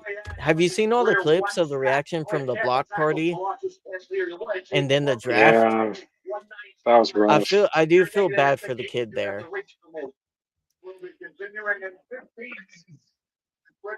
I do feel bad for him there.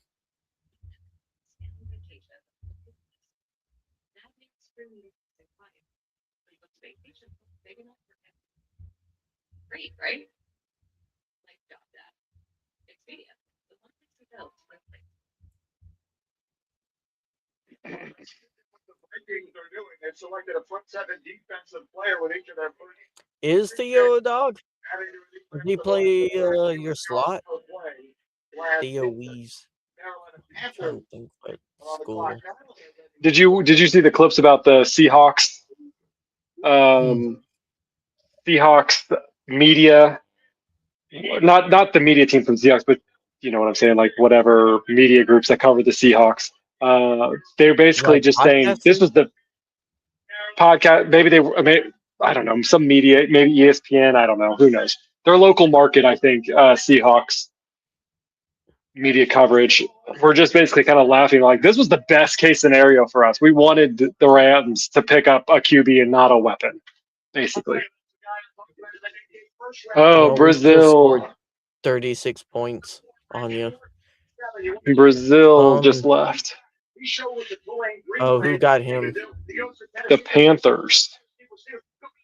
That's actually a really good pick by the Panthers. Panthers.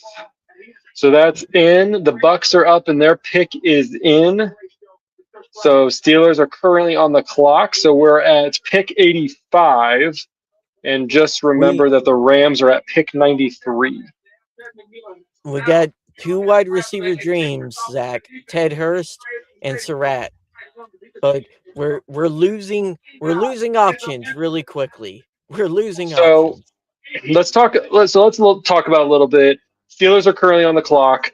Chargers are next. Dolphins, Jaguars, Bears, 49ers, Raiders, Cowboys, and then the Rams. The Mhm. Rams, as their current needs, we've been saying this. Wide receiver is their need. Other needs that are shown through NFL.com is the offensive line and the linebacker position are the needs. When you kind of look at it, based on what we're seeing, the Dolphins are in a wide receiver need. Yep. The 49ers are in somewhat of a wide receiver need. They need more offensive line than anything, but and they just traded away an edge player, didn't they, earlier tonight? So Yeah, they may be looking for an edge player. the Raiders need wide receivers really badly. That was my next. Yeah, Raiders Hmm. are in that same camp, and then the Rams. So really, you're looking at the 49ers, the Raiders, and then the Dolphins, Dolphins. who are probably in the really need wide receivers. Maybe the Steelers too. I haven't actually checked what the Steelers No, needed. they got Pittman, they got DK, Oh, and they and got Bernard. and they They got drafted Bernard. Bernard. So I Yeah, would find it hard to imagine they go wide receiver again. yeah. So we will see what happens. We're getting closer and closer and closer. You could make it argue the Bears maybe. The Cowboys could also too if they plan on trading Pickens. Pickens wouldn't be bad on for the Rams. No, he would be great. He would be great for the Rams. Because he can run a lot of your deep routes that it's kind of harder for Adams to run anymore just because of his age.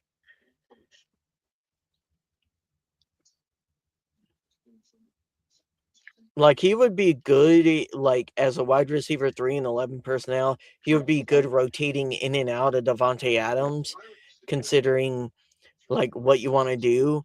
And then if you have to sub out like Puka and have like Devonte Adams and Pickens on both sides on the goal line, like I'm not upset about that. You don't know which way Stafford wants to throw that ball. For sure. All right, so kind of going through the top four wide receivers that are currently available would be Skylar Bell, Chris Bell, Elijah Surratt, Ted Hurst. Those would be the four. Then you're looking at Cyrus Allen as kind of the Cyrus Allen and Deion Burks as the ones kind of going down the list from there. Yeah, and I get Bryce Lance too. I don't want to underscore Bryce Lance is an option.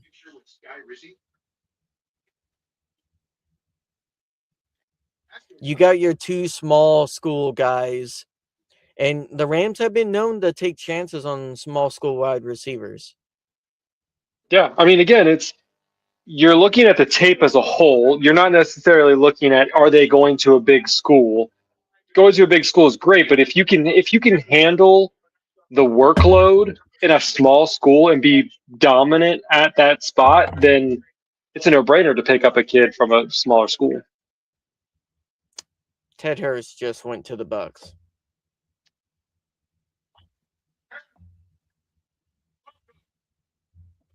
I think they waited too long, Zach. Possibly. I mean, again, it's what they're going to do with this draft, with this pick will tell us what we're looking at. I think if they don't go wide receiver, I think we're looking more likely at some point a draft swap, or not a draft swap, but a trade. I think that's what we're looking at. You think they go trade back? Let me Trade look at the back. other positions. They either trade back or they trade players. I mean, we have 5 tight ends, so maybe someone's looking for a tight end and a future pick, and we can. McCoy is still there.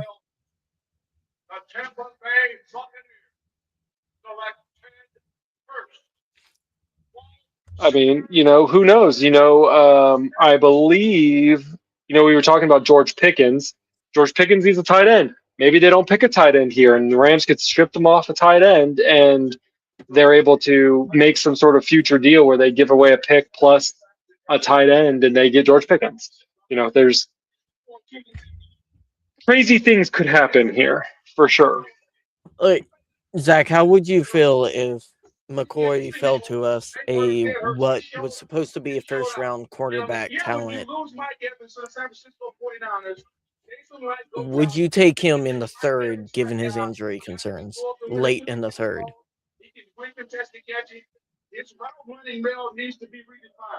It still scares me a little bit, but I wouldn't. I mean, I wouldn't. Though. Yeah, I think it's better. Value wise, that's pretty good.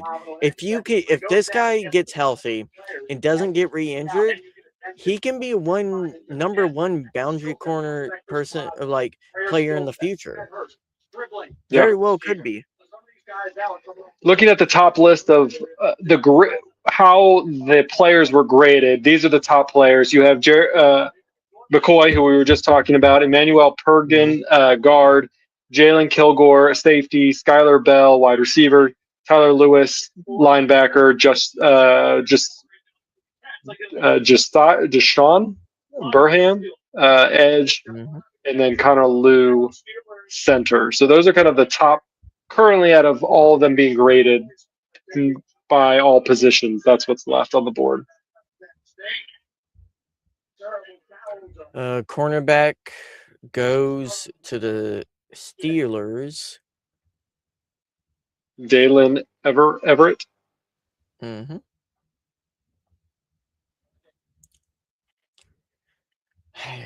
Browns already have 2 wide receivers. Did they trade into that? Yeah, they traded. They traded into this pick, Zach. To jump the Dolphins. Interesting. Yes. So I posted on our official Twitter account at East Coast, or X account at East Coast Rams. So we all agree we have no idea what the Rams are going to do with their third pick. Comment backup kicker. You wouldn't see that one coming. Dude, don't. If they go kicker or quarterback, we can't go quarterback. I may just instantly end the stream. I'm just gonna turn the stream off. I'm just unplugging my computer straight into the pool. This is where he's at his best. I think that's where he locks in the most, and that's where Tackle.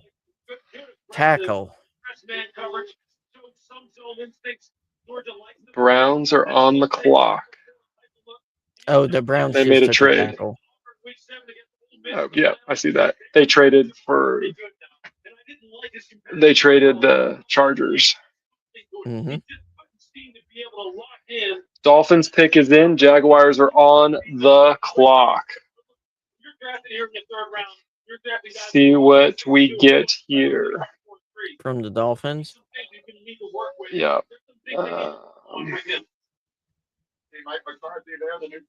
Man, someone's going to either get a round one cornerback in McCoy, or he's just never going to play a snap in the NFL.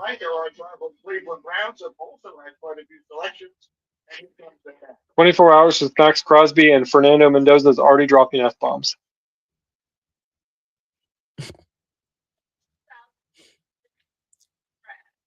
That's nice.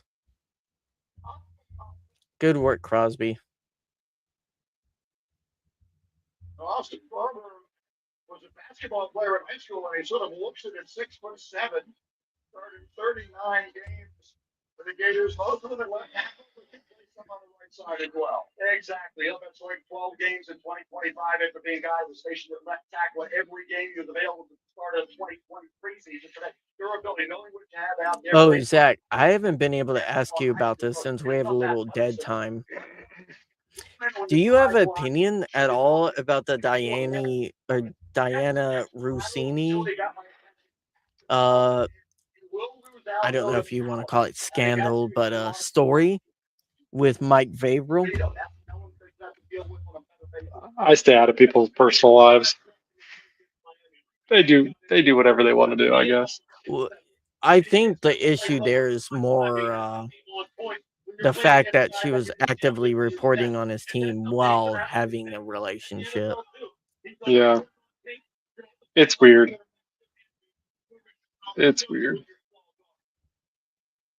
I just think it's wild that she chose to name her kid after the person she was having an affair with. That's Yep.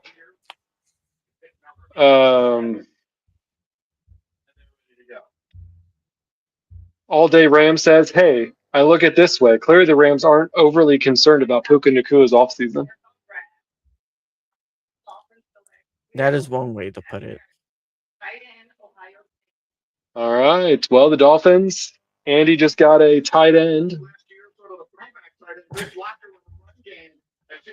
So, Oh man. Who oh, they passed on Justin Jolly. Why'd you Bears guys are do that? on the clock. All right, guys. So the Bears are on the clock. That means there are only 3 other spots before us. So super exciting. Guys, if you're following us in the chat, please keep dropping down your questions below. Who do you guys think that the Rams are going to pick up in the 3rd round? I know it doesn't really matter because we're all going to be wrong, but it's still fun anyways. Justin Jolly. Make sure Tight you end like and 7. subscribe. Make sure you like and subscribe to our YouTube channel, youtube.com/@EastCoastRams. Follow us on X at East Coast Rams. Follow Ashton at RamFanAshton1 and me at Zach Mayer. You can also follow us on Instagram at East Coast Rams Pod. We try to throw up a lot of our clips of our video clips there and some other fun things there. So please make sure you're subscribing to all of our social media content. We would really appreciate it. Who's So the close. Jaguars going to pick? They just need a lot of everything. So, yeah. So please leave comments. We would love to hear it. Join our YouTube chat if you're on X, so we can see those.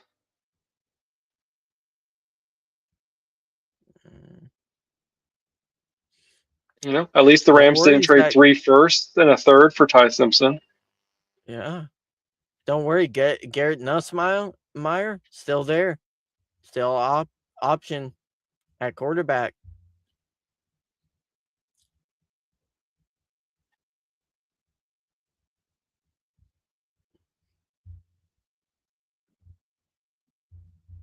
Yeah, I'm trying to read up a little Dang. bit more about Max Clare. So, kind of going a little bit more about Max Clare, he's quoted, he chose Ohio State because he wanted to embrace the level of competition on a daily basis.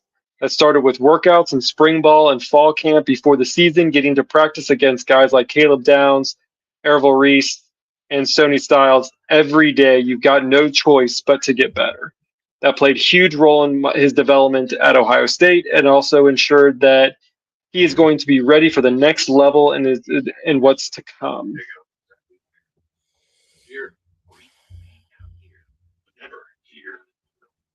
He said Ohio State practices are super intense, physical, and fast. Whenever we did one-on-ones, you knew the guy opposite was an elite athlete who was going to give his best effort. The coaches definitely demand that out of you.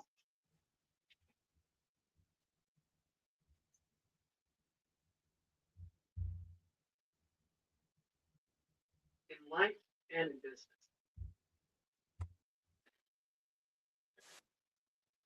He says the 10-yard speed out is his favorite route to run. He loves working the leverage and snapping it off at the top of the route.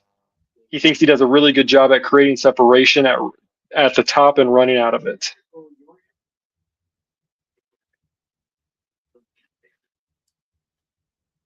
With the option route and man-to-man coverage, he can set up the win.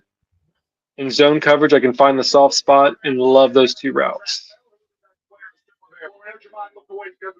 We've already made people go stuck around here. We were late first goal for the maximum break on by 34th, 35th highest rated player. I am shocked that nobody's taken this guy. He's one of the best stars in this draft. Still in the board. Caleb Tiernan, a little bit longer arms than the left back would have gone higher. Hey, Lou, Kyle Lewis, and Jay Sean Barham, who starts off the edge or off ball. But Kyle Lewis, where's he fit in the NFL? But I think he's a Derek Brooks like that. I think he can play off ball linebacker. You don't have to go to safety. We'll talk about that in a moment, but the Jags are ready to go. There goes a guard to the Jags. The 88 draft, Jacksonville Jaguars select Manuel Bregman. And apparently the Bears pick is also in, and where the 49ers are on the clock. So we're waiting to hear what the 25th pick or the 89th overall pick is. And then the 49ers will be on the clock. So a few more left.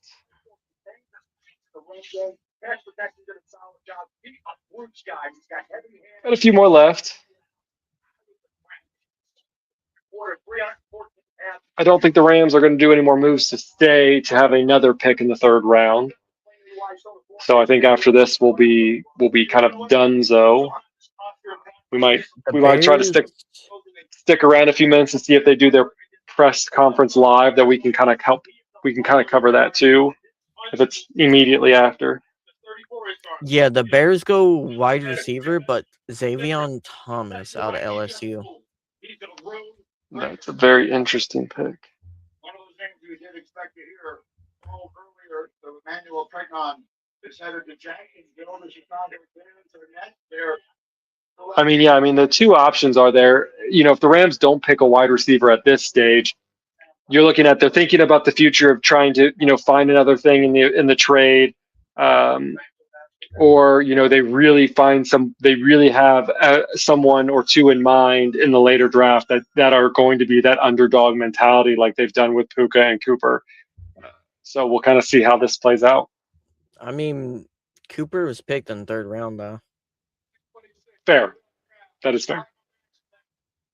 But, I agree with you.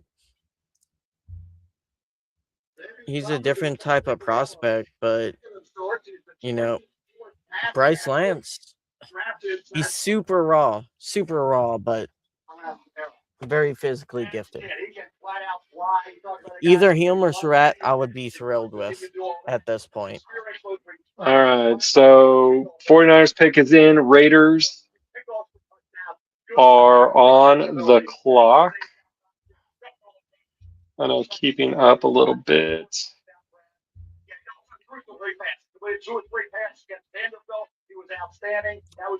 So the good thing is in theory now we would have either the 2 wide receivers I want, or if you want to go risky and get McCoy.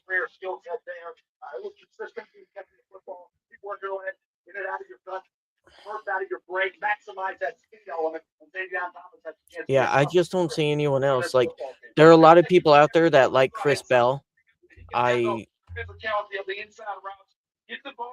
respect that, but he's coming off of ACL injury too.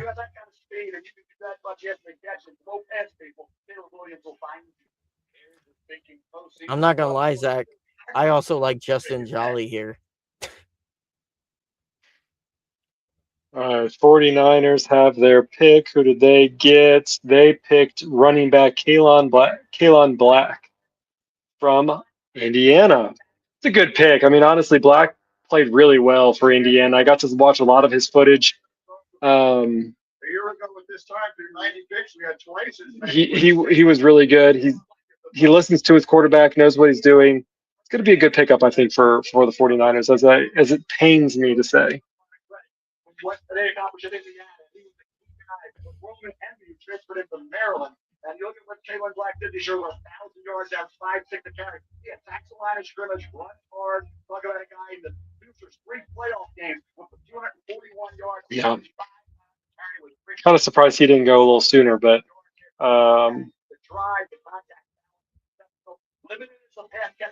he is good. All right, Raiders are on the clock.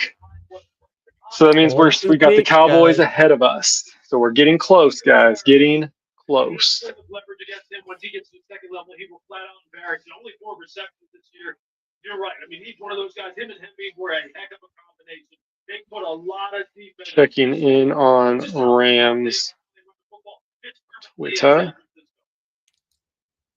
Pick number 91 is next. The Las Vegas Raiders will make it. This 49er fan has something terrific going on. That's higher than he had in Pittsburgh. Now number 3 of the NFL draft. Did you see Lemon's crazy story that he was on the phone with the Steelers, and then all of a sudden he got a phone call from the Eagles?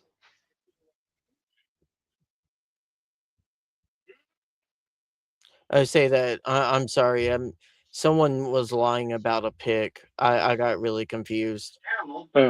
Lemon, his moment when he got picked, that he was actually on the phone with the Steelers, and the Eagles came in and swooped in. Crazy. Mm-hmm. Well, that's kind of bad form by the Steelers to call him before they know a pick is in. Crazy.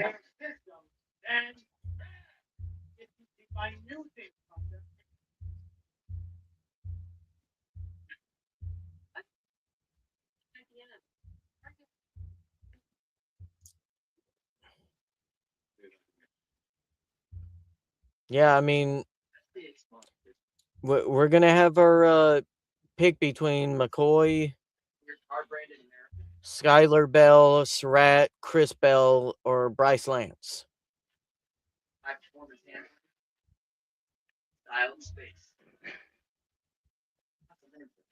Hey, the Raiders pick is in. Cowboys are on the clock.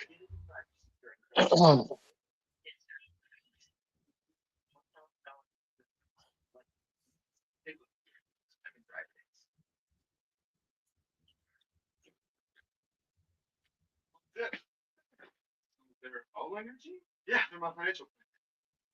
Private helps you plan my finances for, like my church, the children's hospital, and my son's college fund. And we're redoing the basement. Plan your finances.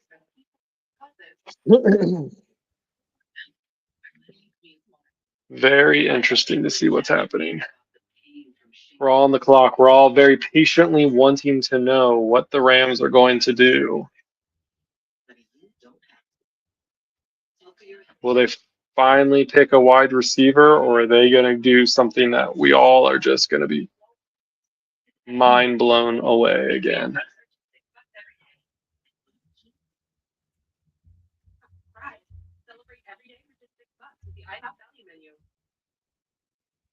Welcome back to the 2026 NFL Draft, presented by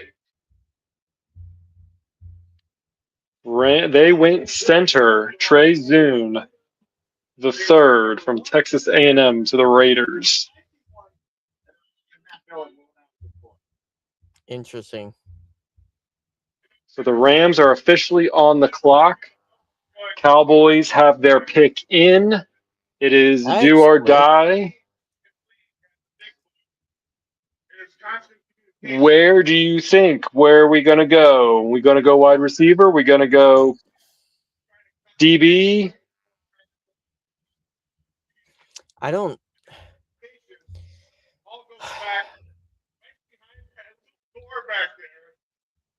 I would say either McCoy or wide receiver. I really like Surratt here. I really like Surratt. With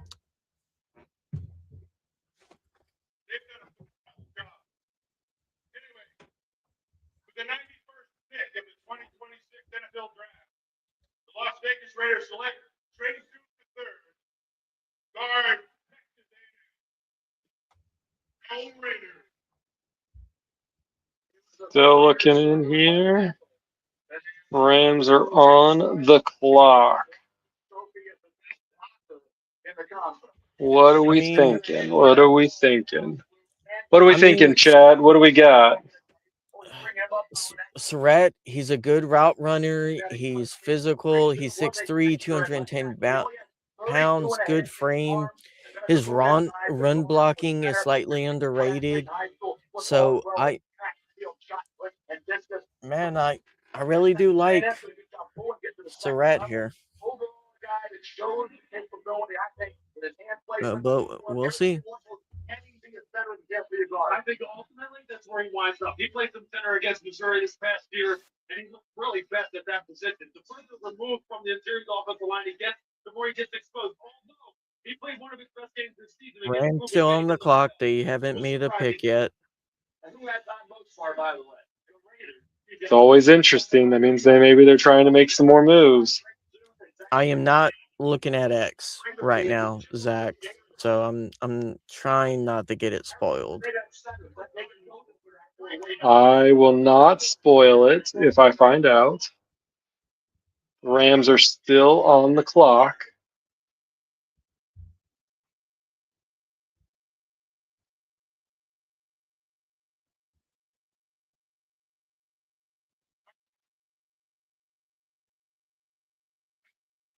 There's nothing on Twitter going on right now.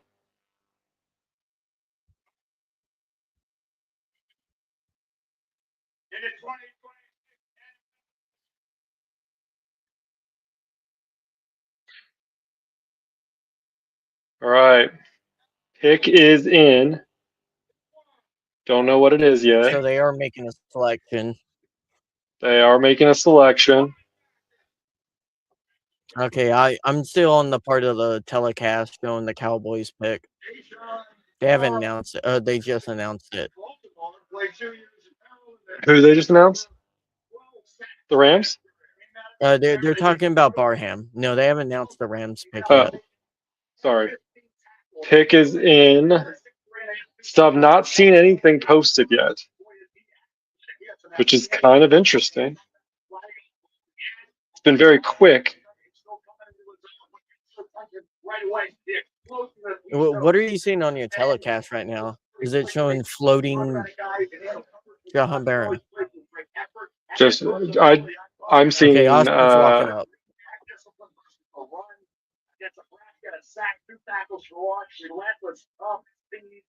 thought he could be the second round pick. I thought he'd go right out where Derek Moore went, his teammate at Michigan.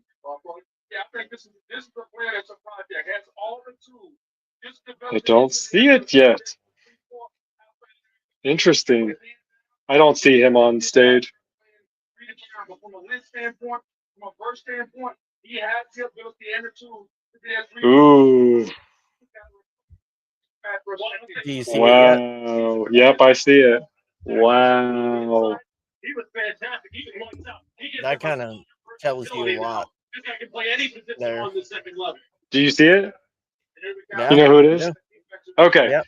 So the 29th pick, the Rams chose Keegan Frost, offensive tackle from Missouri. Wow. I think he's a left tackle too. Yet, Zach, I think I think that kind of tells me the Rams may be a little worried about Alert Jackson. I mean, with obviously Alaric Jackson is great, and he's played well when he's in there. The obvious concern with him is the blood clot issue that has popped up twice over Yeah. his current tenure.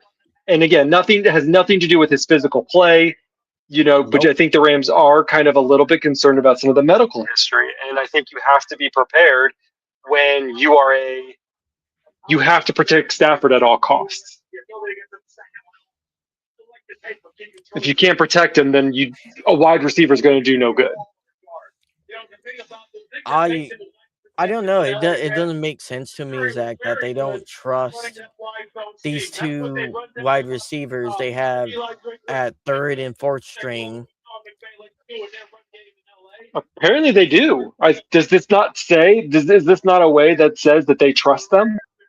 No, they didn't trust them because they never really gave them opportunities to shine, and Because they I mean, I constantly mean, pulled them out of games, I mean, they and they also put in want to the be tight end heavy in instead. 13 personnel, right? They want to be heavy 13 personnel. Man. Interesting. Very, very interesting how we're going to see this. All right, so kind of reviewing a little bit. So obviously, first round pick, Ty Simpson. Tonight we picked up Max Clare and Keegan Trust, a tight end and an offensive tackle. So it's going to be very interesting to see what happens. I'm going to go to YouTube to see if we are getting any sort of live press conference here in the next couple minutes before we wrap things up. Um, so again, tell me a little bit. Um, what are your thoughts? Where do you think the team goes from here? Um, this entire draft has been, ironically, so far, been all about 28, or yeah, I would say 27, not the 2026 season, right? I mean, you hope that Trost develops into a starter in the worst case that Jackson can't play anymore because of his health. Hmm. So I am not upset with that pick. I'm not. No, I I think think we all agree that I think that they needed to kind of fill in the offensive line a little bit. yes. It's just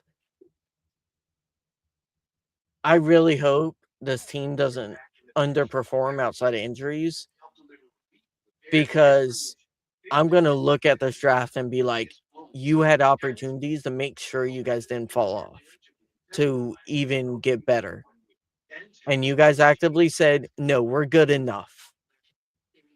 At least on top end of the draft. We're good enough for I this mean, next when you year. have, yeah, I mean, you look at it and you do have Puka Nakua, you do have Devontae Adams, you do have Kyron Williams, you do have Blake Mhm. Corum, you do have, you do have Ferguson, you do have Higbee, you do have weapons, and you do have people who do stand out on the field.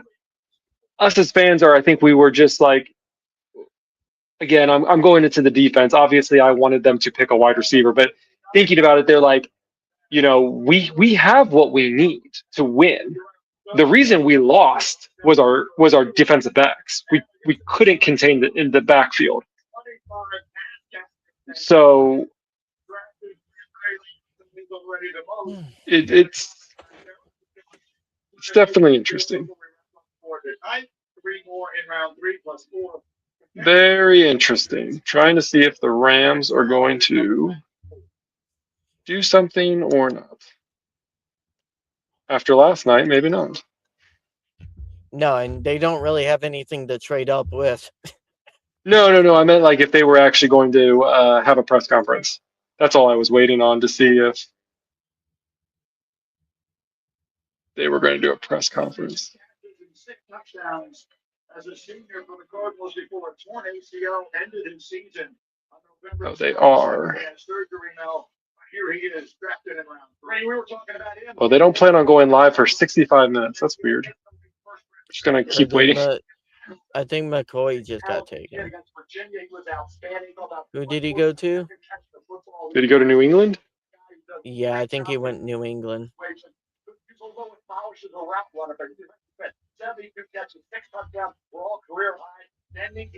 Chris Bell just went to Miami. I like that pick for Miami. I like Chris Bell to Miami. They're developing this football team. They can afford to medically redshirt Chris Bell this year. They're getting ready for the 2027 season. If you watch him play Eddie Fast, he reminds you of A.J. Brown. Like that physical, big, thick, upper body build. He's explosive. Not defined as a route runner, but he's going to be tough for DBs to handle, especially in one-on-one. Nobody's going to want to press man this young man because of his upper body. What you want to give him is inside breaking, catching on route. So I want to go back. Do you want to? I don't know if they're going to do it. I haven't seen anything about them doing it. Do you want to? Yeah, they have a. I don't know if they're what time they're actually planning on doing it. They do have a banner up, but who knows when they're actually going to start the stream. We can wrap it up. Yeah. I was just kind of looking real quick at Trost real quick, and it does seem like that he can play both left tackle and right tackle, but he's primarily been right tackle, which is interesting.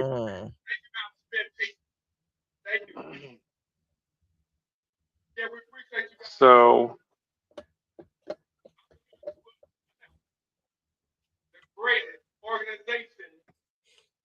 yeah, Andy, I agree with you. I like Chris Bell there. I feel like that's kind of a makeup pick for missing your other wide receiver pick. No, McCoy's still out there. Different things. I think. Oh, there it goes. Yeah, I think I missed one. Right, how things. They're on. Like very excited about last night. Very excited about. So I'm listening to Sean McVay. But every decision. Sean McVay's coming out pretty hard about how he is excited. Everyone being. Oh, is he? He's very excited. He looked he doesn't like really have he like was. That like. All right, so. I think he's playing some catch up about a little bit because everyone made him feel like he put it all on Les Snead. That's just his decision. He's like, no. I'm excited. I may not look excited, but I am excited. Dude, he looked like that look you give your dog when it brings you like a dead squirrel. It's like, more excited about being able to like he looked completely kind of drained of energy. Well, he does have 2 young boys. He's also doing a draft, and there's a lot of home stuff that go. I completely can get that. So I'm gonna be listening in a little 4 bit. kids, right? Like you got. Yeah, and it's almost 11 o'clock here on the East Coast, so we're it's late here. Hold on a second.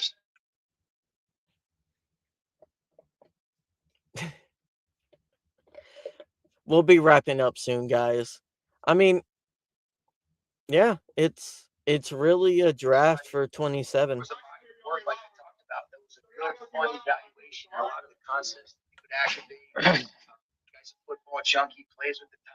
Just trying to see if there's anything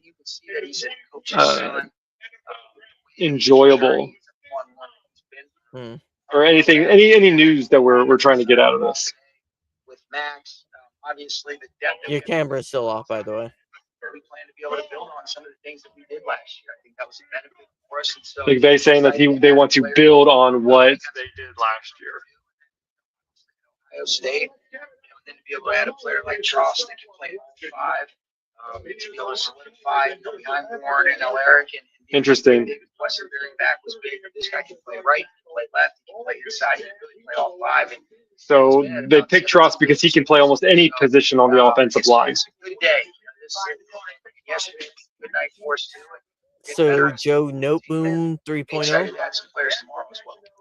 Potentially, but maybe better. Just I mean, definitely 3.0. I think what I really enjoyed about it was, the resilience that was demonstrated. Where in a lot of instances, and I think each story is different, but with the ability to transfer the way that you can now, Sarah, I think his ability to stay the course, to go through some different challenges. We'll wrap this thing up right after the press conference. Just want to make sure we get everything for you guys. There's a lot of noise there, especially the pressure to play it out. I think it's just weird that Sean McVay isn't as, he has better energy than he has tonight, but he still doesn't feel like that, like, full smiles, get to, like, hang out, and they're just having some fun, and He it's seems stressed. definitely interesting. He seems The dude's arms are ginormous. This dude is dude's working out nonstop. who McVay. McVay, I mean, he has to have probably one of the biggest, arms that I've seen an NFL coach have. Use his legs as a runner, and then a lot of the ways that they distribute the field with Coach Grubb and Ashton to read and get through things. You can see there's some timing and rhythm. He comes from a football pedigree. People in the chat are saying that Sean is just faking it. I know how excited he is to learn under the ultimate grades. Guys, he's not getting blackmailed. Calm down.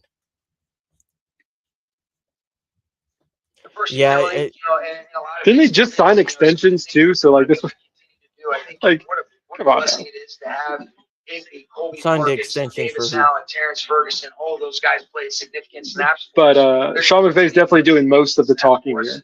Max coming into the mix has the ability to be a move blocker. He can play in line. Shows great run after the catch. I think the ability to be able to stay grounded in those catch transitions nowadays are really important. It's one of our favorite things about him. Whether you go back to the tape at Purdue or even some of the opportunities that he had at Ohio State with a bunch of really fun skill players that they had. And, both of those places did a really nice job of being able to utilize his skill set, like the way that he moves grounded, on the second and third levels to be able to stay connected, and be able to press people in space. And so some of those things, but he'll fit into that group, and Scooter Huff and Smashball do a great job with those guys. And we're excited to bring Max to this next. 1 second. Never been more stressed in my life when we went to 13 personnel and Sean said we might need 5 tight ends active on game day. That was last year. I'm like, wow, where are we going to find these guys from? So, yeah, Nate is going on right now saying that McVay wants 5 tight ends in the room so they can have 5 active tight ends for 13 personnel on game days. So where do you think that comes? We'll see where that's this thing coming goes, out of but roster when you got wise. 48 on game day, and you're really always figuring out. Right, I mean, it could come out of. It could come out of receiving side. I mean, I don't know. You may shift that off, and so you may have 2 or 3, 4 wide receivers. You may not have the 5 receivers that you have, and you're probably going to have 3 running backs, and your running back and one of your running backs and one of your receivers are going to be your special teams players. It's going to be interesting to see how they make the math work. That's Snead's problem, is to make the math work. Sean McVay will help find, they got to figure all that out. This league are too good. So what is that next iteration? But Sean McVay, he was a tight ends coach. He wants to make this work, and he's going to try each and every year to make this work. And he thinks he finally found it with, bringing Max in to kind of complete his goal of a Penta group. Is that right? Is that Penta's 5? Yeah, I think that's kind of in fairness, like Zach, we were the only team that was able to move the ball effectively on Seattle outside of the Bucs. Only other team. Yeah, and again, it came. Our offense was clicking. There were times that it wasn't clicking, and we could see that. And it's very. But towards the last half of the season, our defense just kind of seemed like it kept falling apart. I mean, we didn't have a Kello. We were just kind of band-aiding our defensive backs out a bit, and now we're trying to fix that again with with McDuffie and things like that, and we'll see how the Rams continue to play out with the rest of this draft. That's how you're but yes, receiver. I think Rams fans are sleeping on Claire. I think Claire is going to be a lot better than there was receivers that we had some of the like four fans that think. were there today that were part of the discussions. And sometimes So McVay and Snead are going right now. That's saying that there have been, even with these picks that they picked today, receivers that they would have probably picked. They don't say if they were picked before they got to them, but there's always a receiver in their mix when they're deciding, especially in these later rounds. we obviously know that our pass game is going to be heavily revolved around Luka and Devontae. But that is something that we definitely have talked about, and we'll see if that comes to fruition. So yeah, I'm glad the reporters are reporting on stuff that the fans really want to look at. They want to know about the receiving room. They want to know. They want these answers, and I'm glad the media's asking them because again, I feel like that was a miss last night. Why didn't they go with that? So I think what I would never want. But the Rams know who they want. They have their board. They have identified people, and you know how the draft works. People are going to get picked ahead of time, and you're going to have to adjust. And then you're going to have to make a decision. You may have two players that you really, really want, but you got to take your wants versus your needs. And the Rams went with their first pick with what they wanted, not really what they needed at the time. And so maybe now we're looking at the needs position, and you're taking out the tight end so you can be that heavy personnel. You're taking that offensive line to ensure Stafford is protected. And now you can use the rest of the picks to ensure the defense is secure and your offensive weapons are secure as well. And then possibly bring in future picks or use future picks to trade in and bring in, receiver if that's what you want to do. I think the big thing too is just that you're switching stances, but the comfort in terms of just the way you bend, the way you adjust, different things like that. He's got real good flexibility, and when you work some of these guys out, that is part of it. And especially if you're not a guy that's coming in as a plug and play starter. Definitely think 13 personnel is going to be the big thing for us going this season. It's going to be utilized way more than we saw it even last season, which could be good. Inside, some of the things that we've talked about is it definitely destroyed some teams that weren't ready for it. That spot, but that value is incredibly versatile. You're typically 8 offensive line. You ready to start wrapping it up? 4 tackles, you go with 4. You don't want us to finish this real quick? I don't know. I don't think they have much going on left. But we can wrap it up if you want to. Yeah, I don't think they're going to really say much more after that. It sounds like. You always want to know what you do the last, let's call it draft week. You get to about Monday. All right, so we're going to wrap this thing up. Thanks everyone who joined in live. We had a great conversation. This live stream went on for almost 3 hours. Ashton did a segment of it before that too. So we've been covering this all night for you guys, covering it since last night, all day today, interacting with everyone in the Ramley universe about Ty Simpson and what the Rams are going to do tonight. So we appreciate everyone who joined us live, came into the chat, talked with us. We really, really appreciate it. Ashton, do you want to say anything before I wrap up our closing?